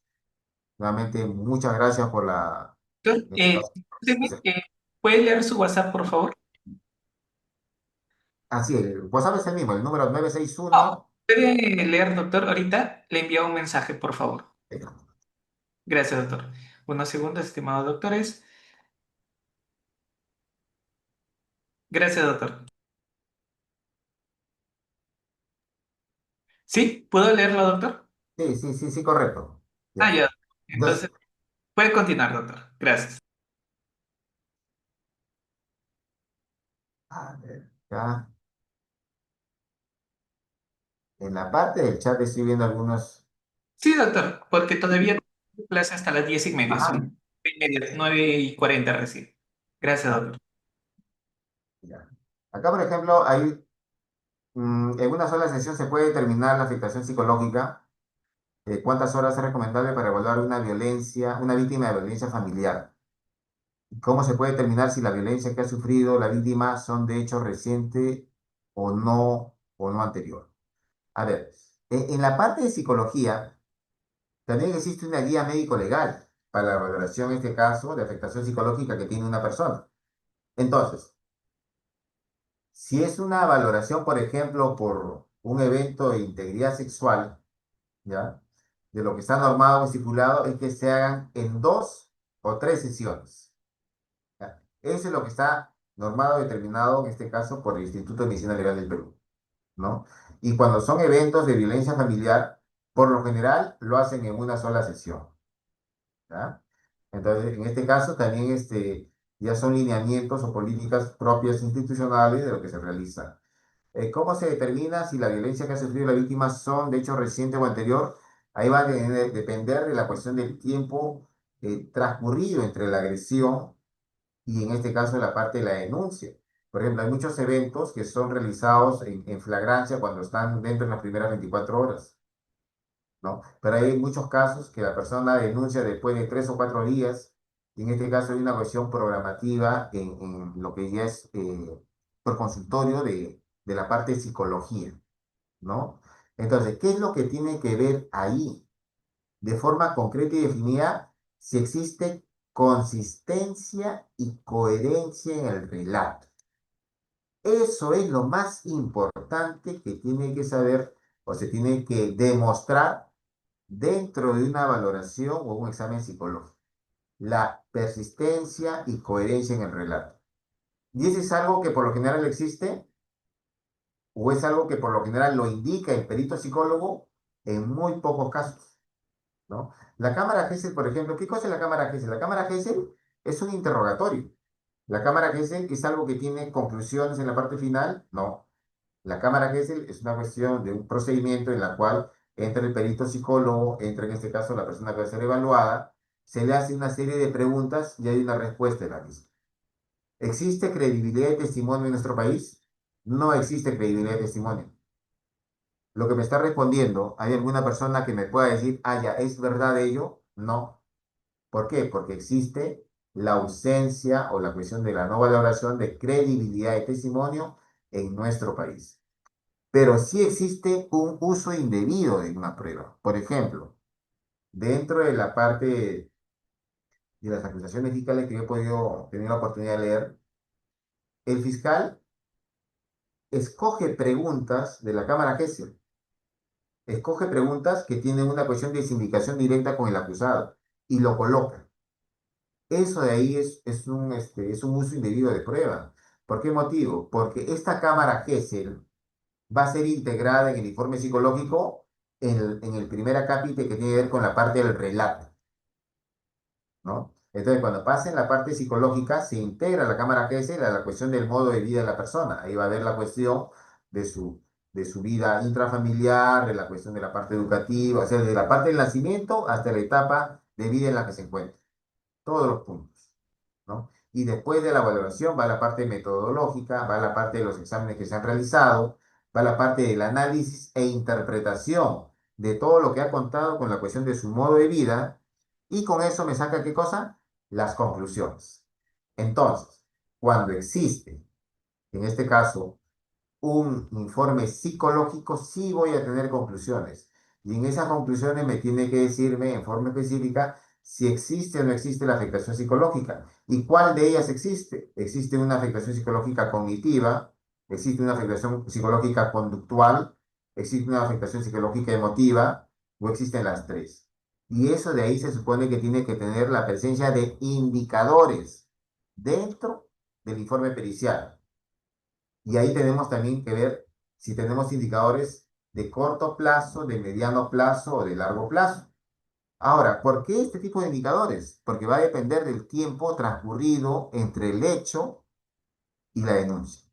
Si esta persona hace la denuncia en una cuestión de flagrancia, ¿qué es lo que tengo que encontrar yo? Indicadores de corto plazo. Pero si esta persona agarra y denuncia de un evento que pasó hace un año, ¿yo tengo que encontrar indicadores a corto plazo? Imposible. Se tienen que encontrar indicadores a largo plazo. Entonces, esto que le menciono, por ejemplo, es algo que está dentro de las guías. Es algo que tiene que ser reconocimiento y aplicación obligatoria por los peritos psicólogos, ¿no? Pero por lo general es algo que no se realiza y nos lleva a la cuestión de quedar en vacíos, ¿ya? O en la cuestión de sesgos de valoración que no permiten fundamentar algo que se está siendo investigado o que está en una cuestión de una denuncia de un proceso, ¿no? La diferencia entre un hematoma y una equimosis, bueno, ahí tiene que ver con la cuestión básicamente de la fuerza del impacto. Supongamos que yo agarro y doy un pequeño golpe que impacta en una persona. ¿Qué le voy a generar yo, por ejemplo, con una cuestión de impacto? Un eritema. Si lo hago con una mayor fuerza, ¿ya? Voy a decirle una equimosis. Incremento la cuestión de la fuerza, un equimoma. Le doy con toda la fuerza posible un hematoma, ¿no? Entonces, la diferencia que va a existir entre un hematoma y una equimosis va a ser ¿qué cosa? La fuerza en la cual va a ser el impacto de un agente contuso sobre un área específica del cuerpo que me va a llevar a que haya una mayor extravasación sanguínea que se va a colectar en planos superficiales y profundos o solamente en la parte de la epidermis. Esa es la única diferencia que existe, ¿no? Por ese motivo también les había mencionado la importancia del registro o peregrinación fotográfica para ver si existe la correspondencia de lo detallado en el certificado médico legal con lo que está dentro de la fotografía, en este caso como prueba documentada. Eh, Presión, contorsión, ¿no? Ahí tiene que ver con la cuestión de mecanismos. Presión, como le dije, es cuando existe en un tiempo determinado una acción explícita, ¿ya? Por ejemplo, Y ahí tú tienes que ver la cuestión de correspondencia con lo que detalla o en la cuestión de la declaración de la persona. La persona, por ejemplo, dice, vino y me agarró y me sacó de un lugar, me movió de acá para allá. Y le pregunto, ¿y cuánto tiempo fue eso? No, fue rápido, dicen. ¿Cuánto tiempo? Dicen, habrá sido pues 2, 3 segundos. Me movió de acá para allá. Si me dice una cuestión de 2 o 3 segundos, yo puedo decir que existió la presión en un tiempo definido. No. Ahora, con eso de ahí yo puedo decir que ha habido la presión. No, no existe presión. ¿Por qué motivo? Porque no guarda la cuestión de correspondencia basándonos en la cuestión conceptual. Entonces, eso es muy importante tener en cuenta de qué es lo que va a definir para yo hablar la cuestión de una presión o una torsión, ¿no? Y en la parte de la torsión, cuando hay una cuestión de un movimiento unidireccional, ¿no? Entonces, ahí tenemos que tener en cuenta el procedimiento. O sea, lo que se había mencionado de la parte, en este caso, de la biomecánica, ¿no? Mm. No, tumefacción, hematomas son distintos. La tumefacción, como le dije, es la cuestión de una extravasación sanguínea, ¿ya? Es una cuestión de un chinchón, como les había mencionado, cuando hay una cuestión de impacto sobre una superficie dura, ¿no? Entonces, por lo general, eso lo vamos a ver en la parte craneal, por ejemplo, ¿no? Y el hematoma es una colección, en este caso sanguínea, que extravasa planos superficiales y profundos, ¿ya? Son cosas totalmente distintas. ¿Ya? No, no, no hay una cuestión de correspondencia. Lo que sí tiene una cuestión de similitud, por decirlo así, es la cuestión evolutiva de eritema, equimosis, equimoma, hematoma. ¿Y en qué es lo que va a variar? La cuestión de la intensidad de la fuerza con la que va a haber un impacto sobre un área determinada en la persona. Acá me pone, por ejemplo, la cuestión de petequias, si solo se produce por asfixia o puede aparecer por otras razones. Bueno, en un cadáver existen múltiples factores. O sea, cuando una persona muere, ¿ya? Van a aparecer fenómenos cadavéricos tempranos, ¿ya? Tenemos fenómenos cadavéricos tempranos y fenómenos cadavéricos tardíos. Entonces, cuando una persona fallece, ¿qué voy a observar yo? Fenómenos cadavéricos tempranos. Entonces, por ejemplo, hay uno que se llama el rigor mortis, el livor mortis. El livor mortis tiene que ver con la cuestión de la lividez cadavérica. Entonces, esta lividez, por ejemplo, muchas veces es confundida. Cuando una persona fallece, ya, va a estar en una cuestión de una posición anatómica definida. Por ejemplo, si esta persona la colocan en una camilla, ¿ya? Y va a estar toda la parte dorsal en contacto contra esa superficie. Entonces, como ya está fallecida, ya no hay la cuestión de la circulación de la sangre, por una cuestión de gravedad va a haber una cuestión de la caída de la sangre. Entonces, cuando esta persona se encuentre en esa posición y vengan, supongamos, a hacer el levantamiento de cadáver después de 5, 6 u 8 horas, o en muchos casos más tiempo, porque tiene que haber una coordinación de fiscalía con la parte médico-legal, ¿ya? A una solicitud de la policía. Cuando ellos llegan y le ven la parte dorsal, por ejemplo, lo van a ver de un color violáceo, de un color oscuro. ¿Y qué es lo que por lo general piensa el policía o puede pensar el fiscal? Que lo han golpeado. Pero eso ahí no es un golpe, es una lividez. Ahora, esta lividez, por ejemplo, si uno, el médico agarra y hace presión sobre esa lividez y se normaliza el color, estamos en una cuestión de lividez modificable. Pero pasado un tiempo ya no se modifica. Entonces, es muy importante tener el conocimiento para ver la cuestión de lo de las petequias, muchas veces es confundido, o la cuestión que existe, por ejemplo, en la conjuntiva ocular, ¿no? Hay una cuestión de un signo de esteno que me aparece, hay una cuestión de opacidad que aparece en la parte corneal, que tiene que ver con la cuestión de fenómenos cadavéricos tempranos, ¿ya? Si una persona, por ejemplo, se ahorca, ¿ya? Se me encuentran, en este caso, suspendido por la parte cervical, también vas a encontrar livideces, pero yo estoy en otro tipo de posición, así que por la caída de sangre, en este paso de la región craneal a la parte caudal, voy a ver lesiones en otras zonas. Y por lo general, como les reitero, existe una cuestión de desconocimiento de la parte fisiológica y que nos lleva a suponer que esta persona pudo haber sido golpeada y seguramente para aparentar de que, de que la han golpeado o han muerto por golpes, han querido colgarlo, ¿no? Pero ahí tenemos cuestiones de patrones que van a existir, como una cuestión de un surco pergaminado o cosas que sí tienen correspondencia y que van a ver que han sido realizadas cuando esta persona estaba con vida, ¿ya? Entonces es muy importante ver eso. Eh, mm, en las instituciones educativas hay, bueno, debe haber formas de violencia, sí, muchas formas de violencia, posiblemente, ¿no? Pero nosotros tenemos que basarnos en la cuestión de la evidencia clínica, ¿ya? En la parte, por ejemplo, lo que yo sí he visto es que hay un incremento de denuncias, en este caso de alumnado hacia profesores, por X motivo, ¿ya? Pero cuando tú vas a la cuestión de la valoración clínica, el examen clínico, tú ves la cuestión de la no correspondencia. Te pueden decir muchas cosas, pero de acuerdo a la guía médico legal, dice que lo que está en la data se tiene que tomar como algo subjetivo, ¿no? Si la persona agarra y dice, ¿sabes qué? A mí me golpeó fulano de tal, yo lo tengo que registrar ahí. Pero eso no significa que a mí me va a inducir a tratar de llevarlo, a decir, ah, ya tengo que encontrar algo. No, yo tengo que basarme en los hallazgos clínicos. Eso es lo que dice la parte normativa. Y en base al hallazgo que yo encuentre, voy a poner mi conclusión. Yo he trabajado en la parte médico-legal como perito oficial durante 10 años. ¿En qué situaciones he visto más este tipo de falsas lesiones?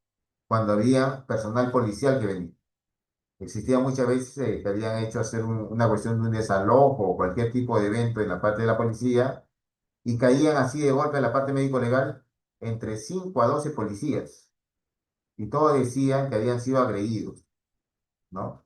Entonces, te contaban, sí, hemos estado en un desalojo, que me cayó una piedra, que me empujaron, que esto, que el otro, de todo, te dice. Yo lo registraba. Ah, ya, prefiere agresión física, colocabas todo, de acuerdo a fecha, hora. Pero cuando le hacían la valoración, en este caso en la zona afectada, no le encontrabas absolutamente nada. Entonces, yo agarraba y por lo general colocaba no presenta lesiones traumáticas recientes y como conclusión que no requiere incapacidad médico-legal, ¿no? Entonces, esta policía, por ejemplo, como no estamos en cierta forma dándole esa facilidad, por lo general, mirando la cuestión del rol de turnos, venían cuando habían otros colegas míos, porque mis otros colegas, ellos sí le daban la cuestión de incapacidad médico-legal, ¿no? Le ponían, por ejemplo, 2 por 5, ¿no?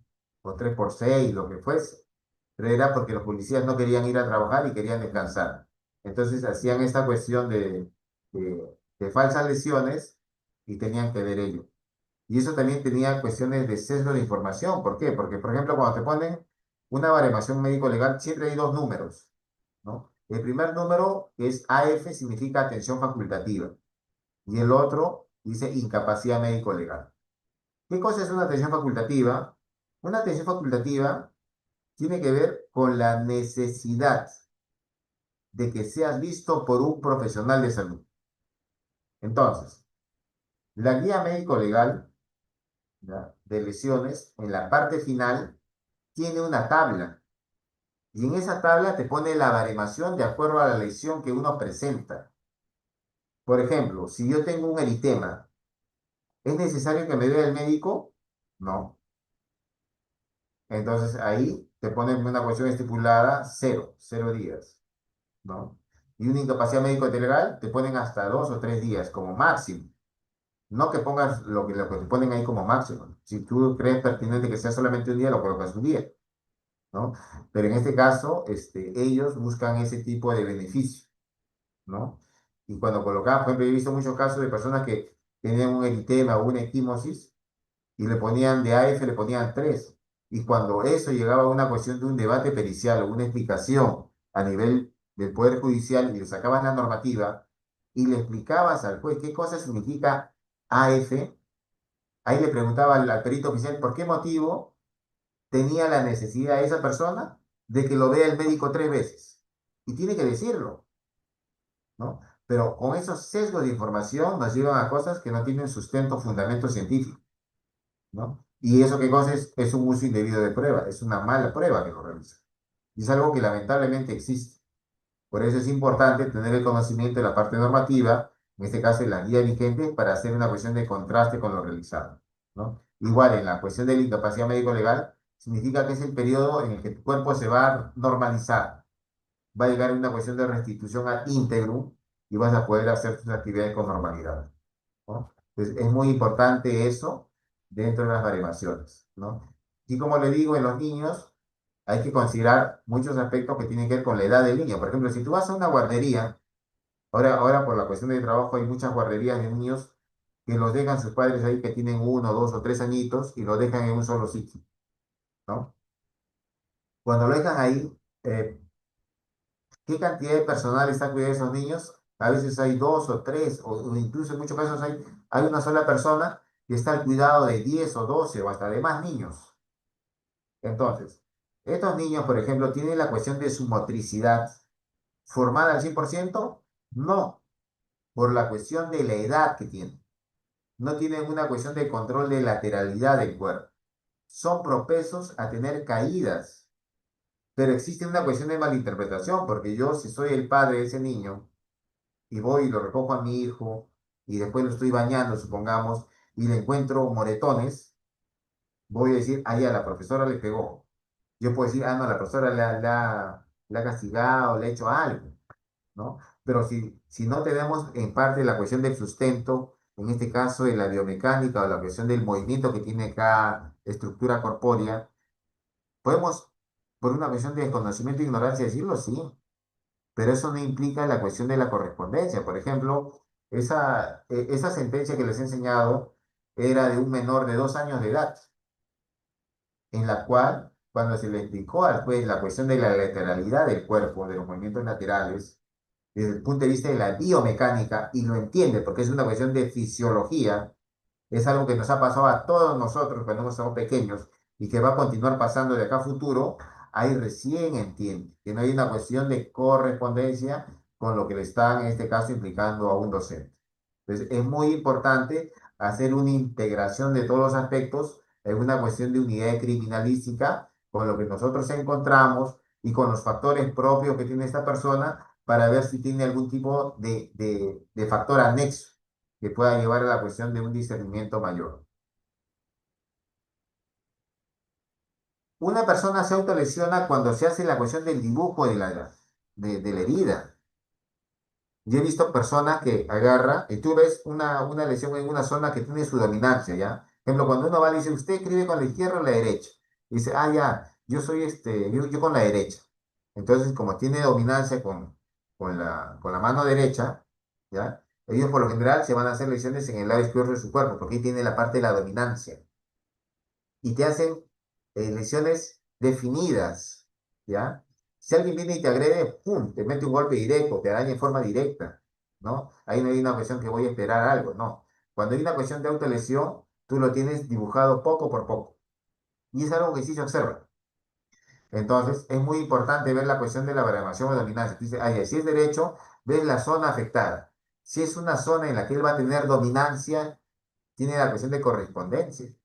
Ves la cuestión de los patrones definidos que existen, tiene una cuestión de correspondencia, ¿no? Entonces, eso es muy importante, hacer la cuestión de la determinación desde el punto de vista de la valoración, en este caso por el médico, y la cuestión de la descripción de las características que están de lo que está bien, ¿no? De esa manera se encuentran las cuestiones de autolesión.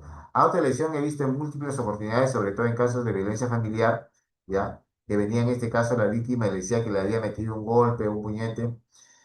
Yo recuerdo uno muy particular de una persona que se había usado maquillaje, se había maquillado en zonas, en colores, ¿ya? Y no quería que uno le examine, porque uno cuando le examina tiene que hacer la valoración para la parte, en este caso, de registro fotográfico.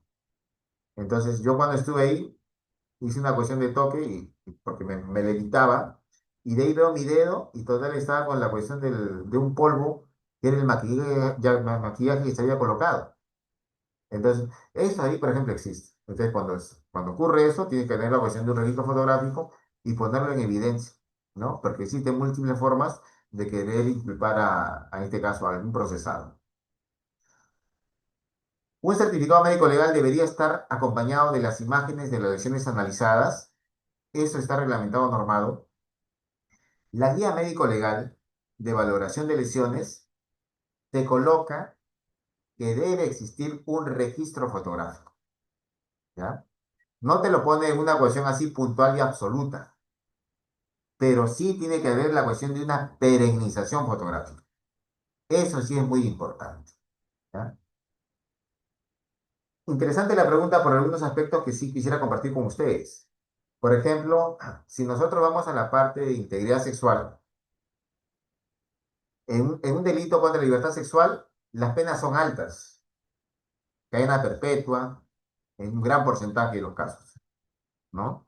Entonces, la guía médico legal vigente para integridad sexual, la que está vigente en este momento es la tercera edición, que es del año 2021.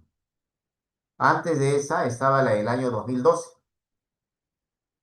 Y la guía médico legal del año 2012 te colocaba de manera puntual de que era una obligación del perito médico realizar el registro fotográfico. Una obligación, ¿ya? En la guía médico legal del 2021, que es la tercera versión, han quitado la palabra obligación. Ahora han colocado se recomienda, ¿no? El registro fotográfico. ¿Y toman fotografías? No lo toman. No toman absolutamente ninguna fotografía.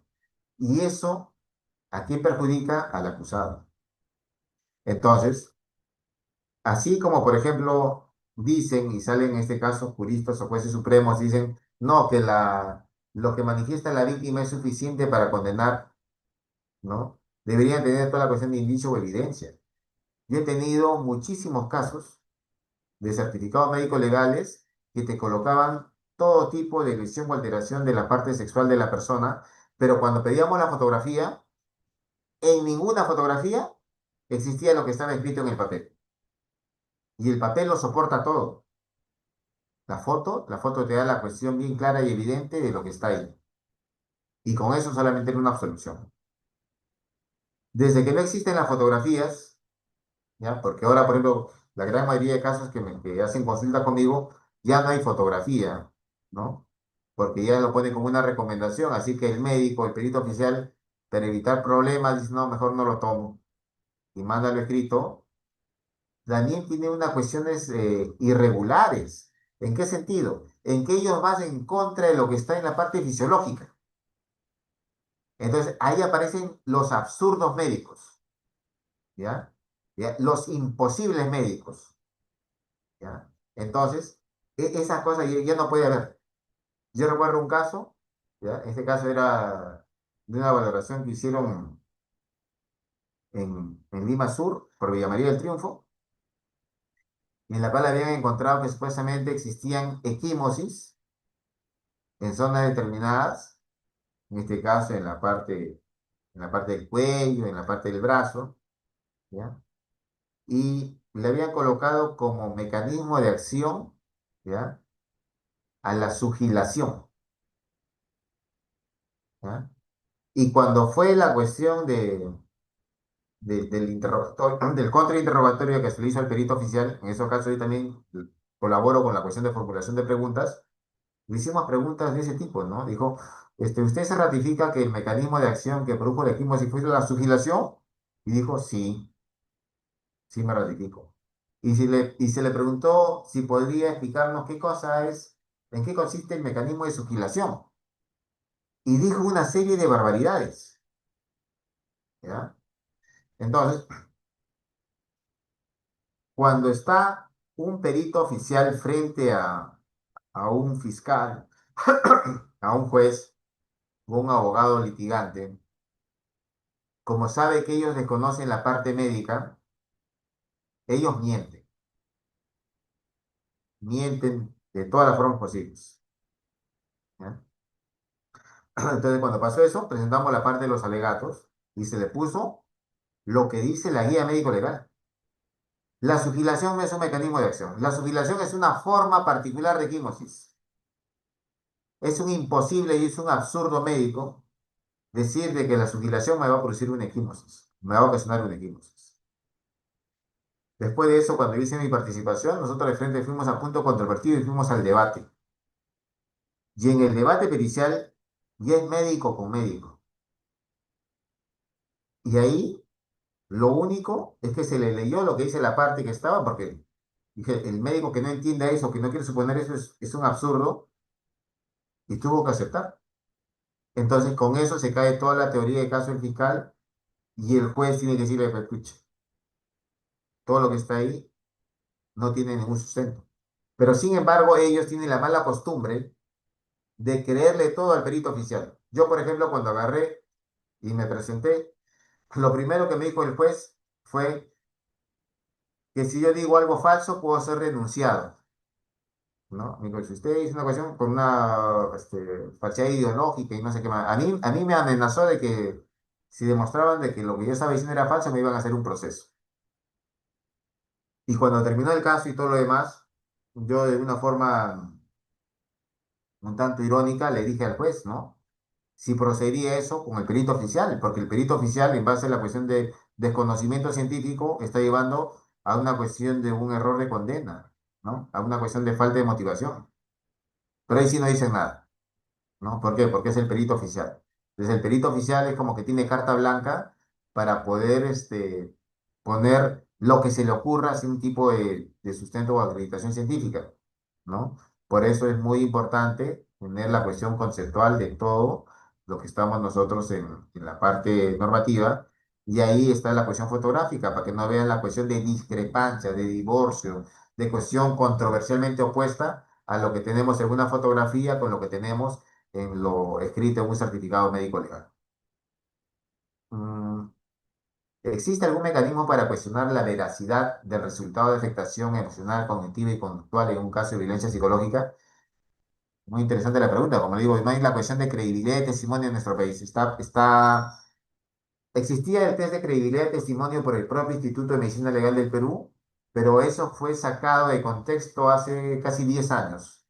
Lo sacaron. ¿Por qué? Porque la persona miente, ¿no? Entonces, no existe ningún psicólogo acreditado en nuestro país para hacer la cuestión de credibilidad de testimonio, ¿no? Entonces, ahí vamos a la cuestión de que, primero, el perito psicólogo no lo va a colocar dentro de su análisis. Hay un punto en el cual se hace un análisis interpretativo de todo lo que está y tiene que colocar como primer punto si existe coherencia y consistencia en el relato, ¿ya? Tiene que ver ese punto primero. Y ellos por lo general no lo colocan. Y no lo colocan porque muchas veces tienen el desconocimiento de ello. Ahora, que tenga la cuestión de consistencia y coherencia nos lleva a la conclusión de que sea creíble. Eso es lo que tenemos que preguntarnos nosotros, ¿no?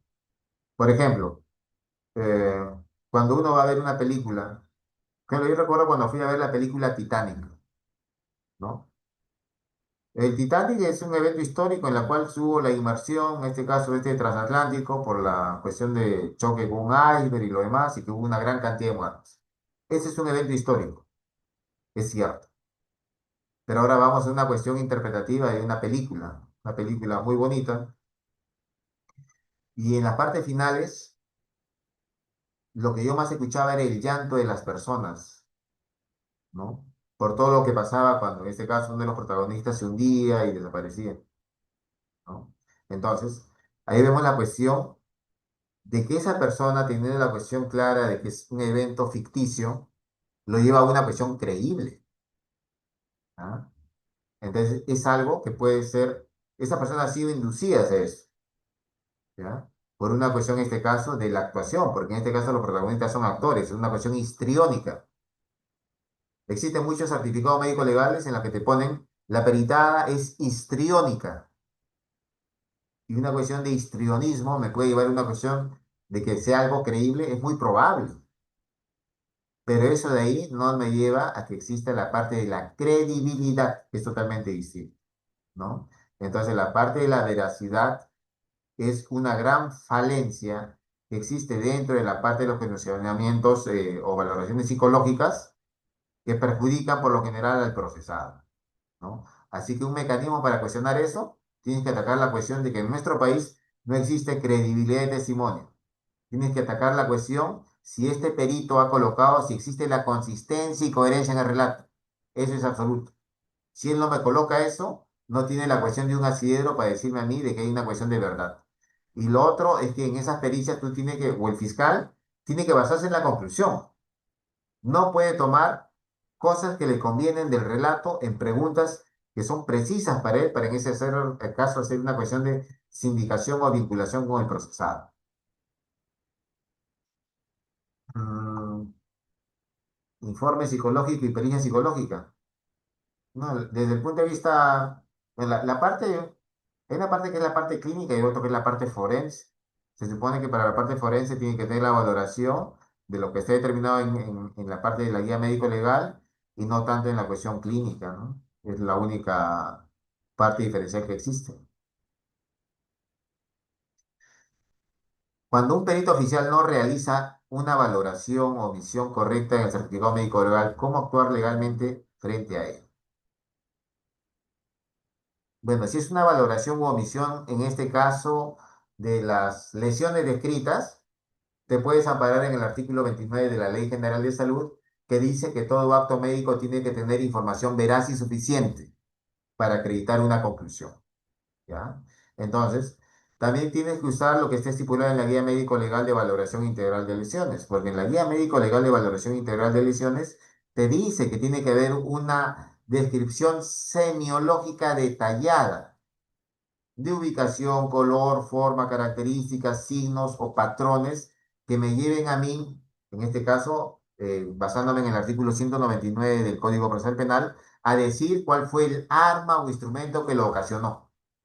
Si él no coloca eso, la guía médico legal que dice que este perito estaría dando una opinión especulativa. Eso es lo que dice en forma textual la guía.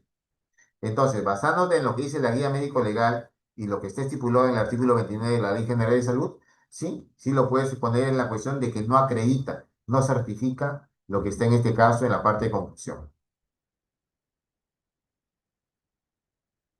La evolución de la coloración según la guía es controvertido, ese es muy cierto, ¿ya?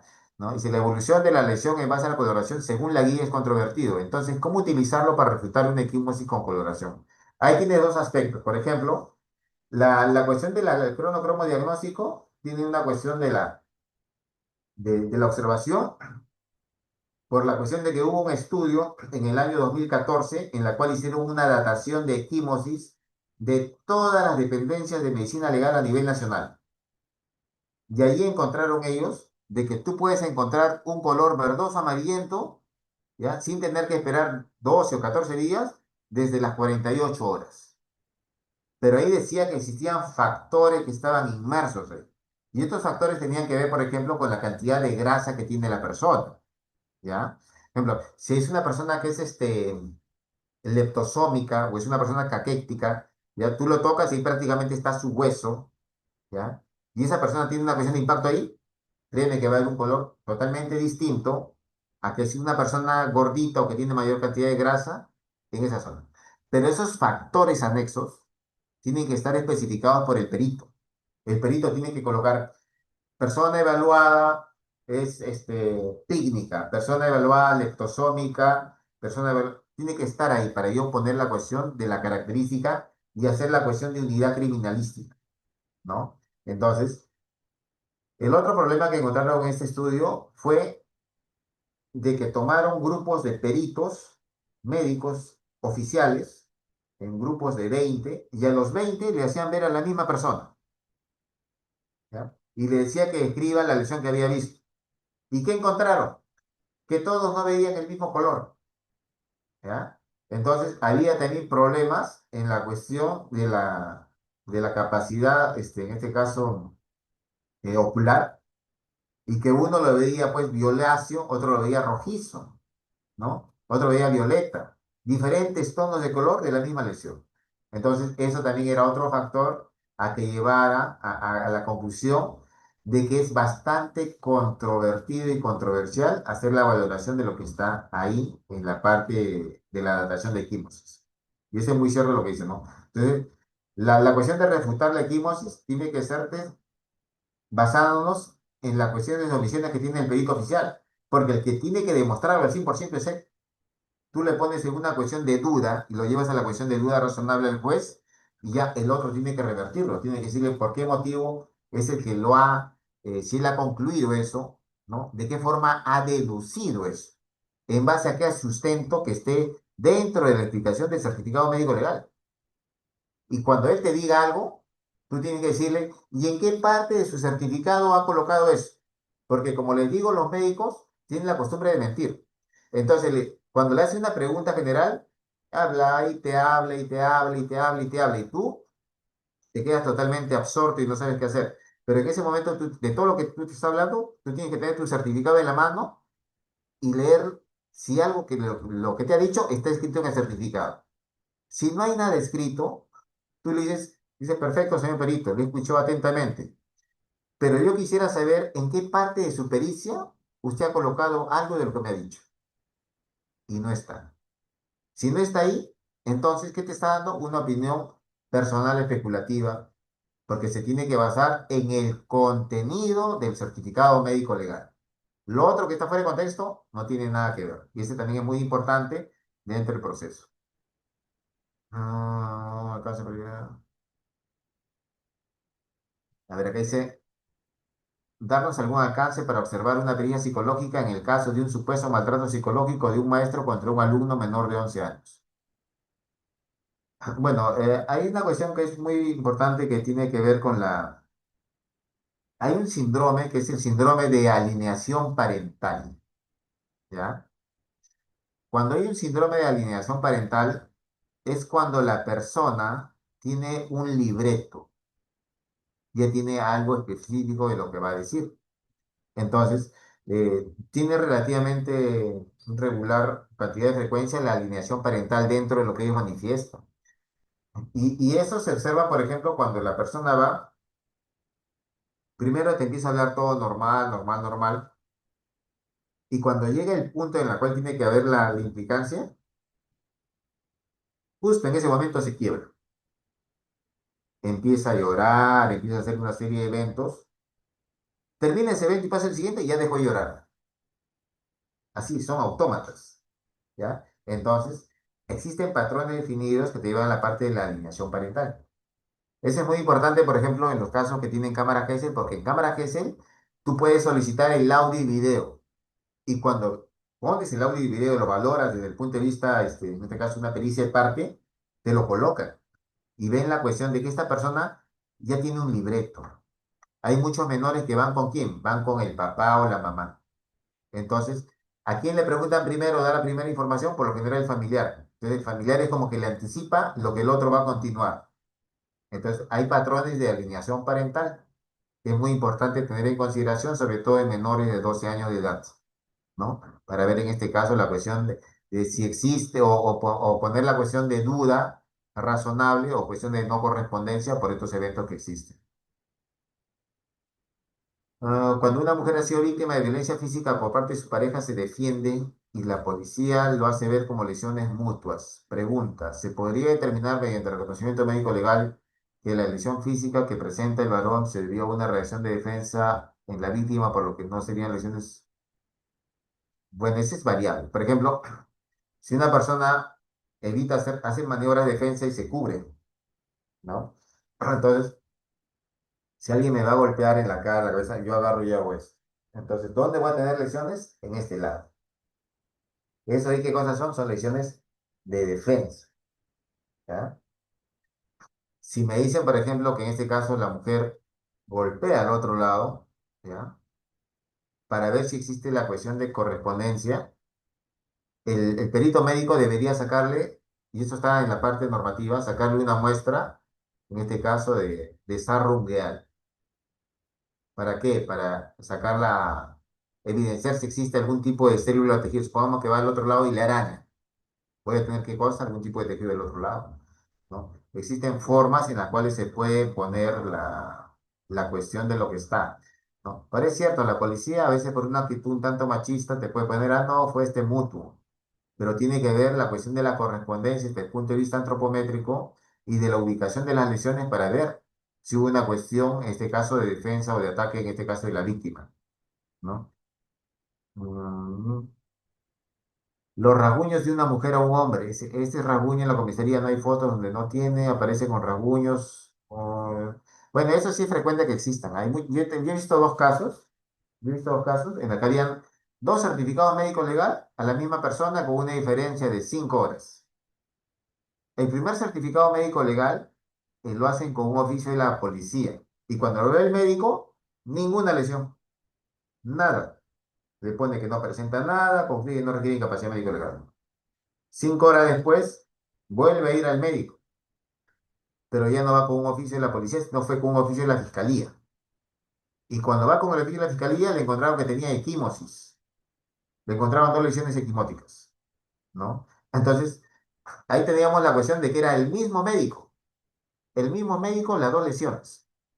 Ahora, el médico no habrá recordado que ha visto a la misma persona a la fecha en ese mismo día con un margen de 5 horas, que al final no supo explicar cómo es posible que existan dos documentos firmados por él que tengan esa controversia, ¿no? Entonces, existen cuestiones de ilusiones simuladas o continuas, sí existe. Es muy importante ver la cuestión de lo que hay ahí. Pues las fotos son importantes, ¿ya? Para ver la cuestión de las correspondencias. Mm,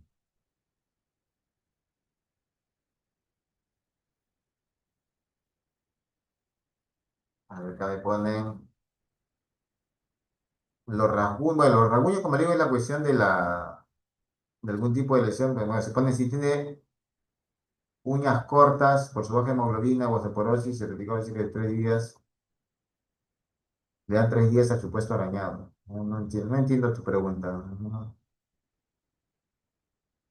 Los rasguños de una mujer o un hombre, el rasguño en la comisaría, porque hay fotos no tiene, luego aparece con rasguños, la misma comisaría de la mujer, entonces, ¿cómo demostrar que es mentira? Porque la mujer siempre busca uñas cortas y por el baja hemoglobina y osteoporosis. Mm, Bueno, no entiendo tanto la pregunta, pero hay que ver la cuestión de las características de lesiones en varios puntos. A ver, acá dice.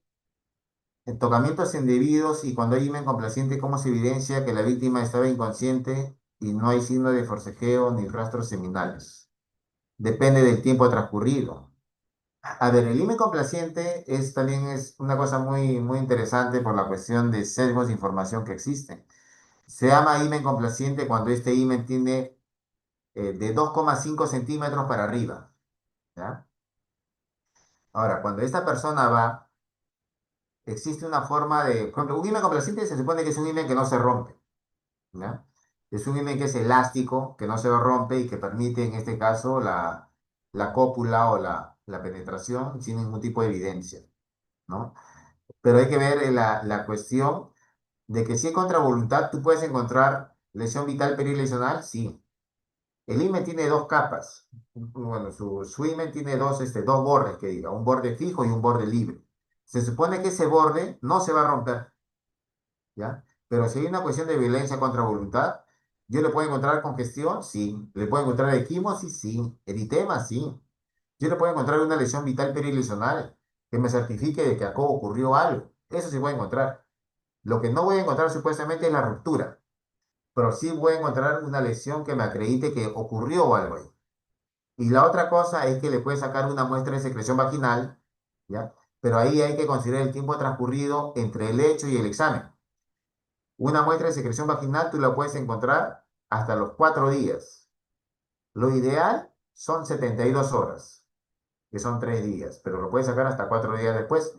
Y ahí le haces un examen espermatológico, también un examen en este caso de marcadores bioquímicos que son la fosfatasa ácida prostática o el antígeno prostático específico, que te van a certificar de que ocurrió ello o no.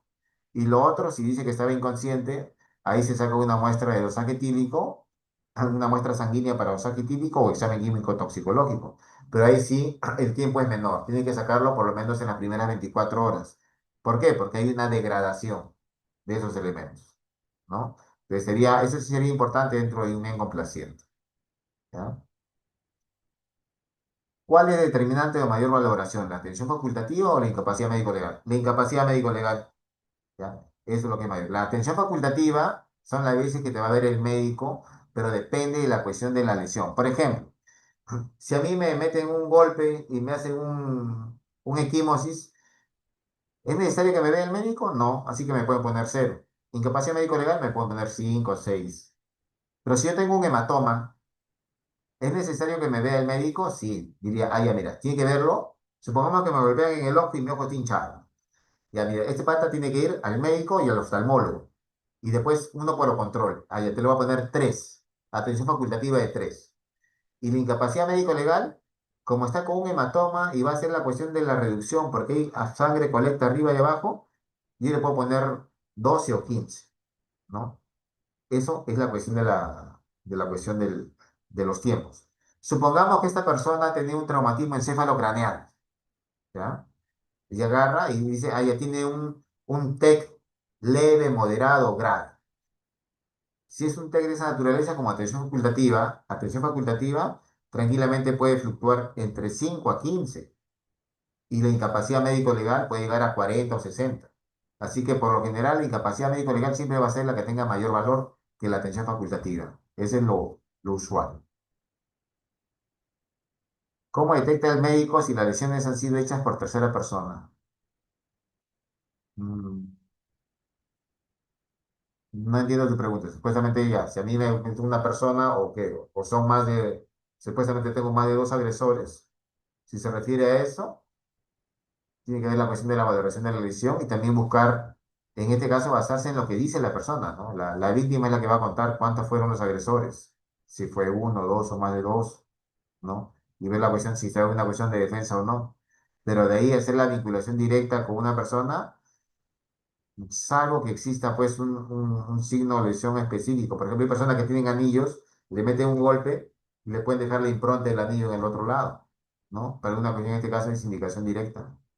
Pero otra forma no habría, valorándose en la cuestión de la descripción de lesiones. ¿Podría felicitarnos la guía médico legal actualizada? Todo el mundo lo puede sacar. Ustedes pueden sacarlo. Ustedes entren a Google, pones guía médico legal de lesiones. ¡Pum! Sale. Y lo descargas. Cualquier guía que ustedes necesiten lo pueden descargar. Ahí no necesitas la cuestión de clave, contraseña ni nada. Pones ahí guía médico legal, Perú, lesiones, integridad sexual, PDF y te lo descargas.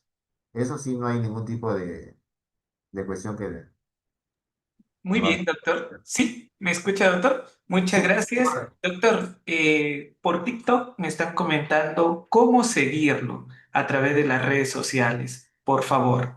Gracias.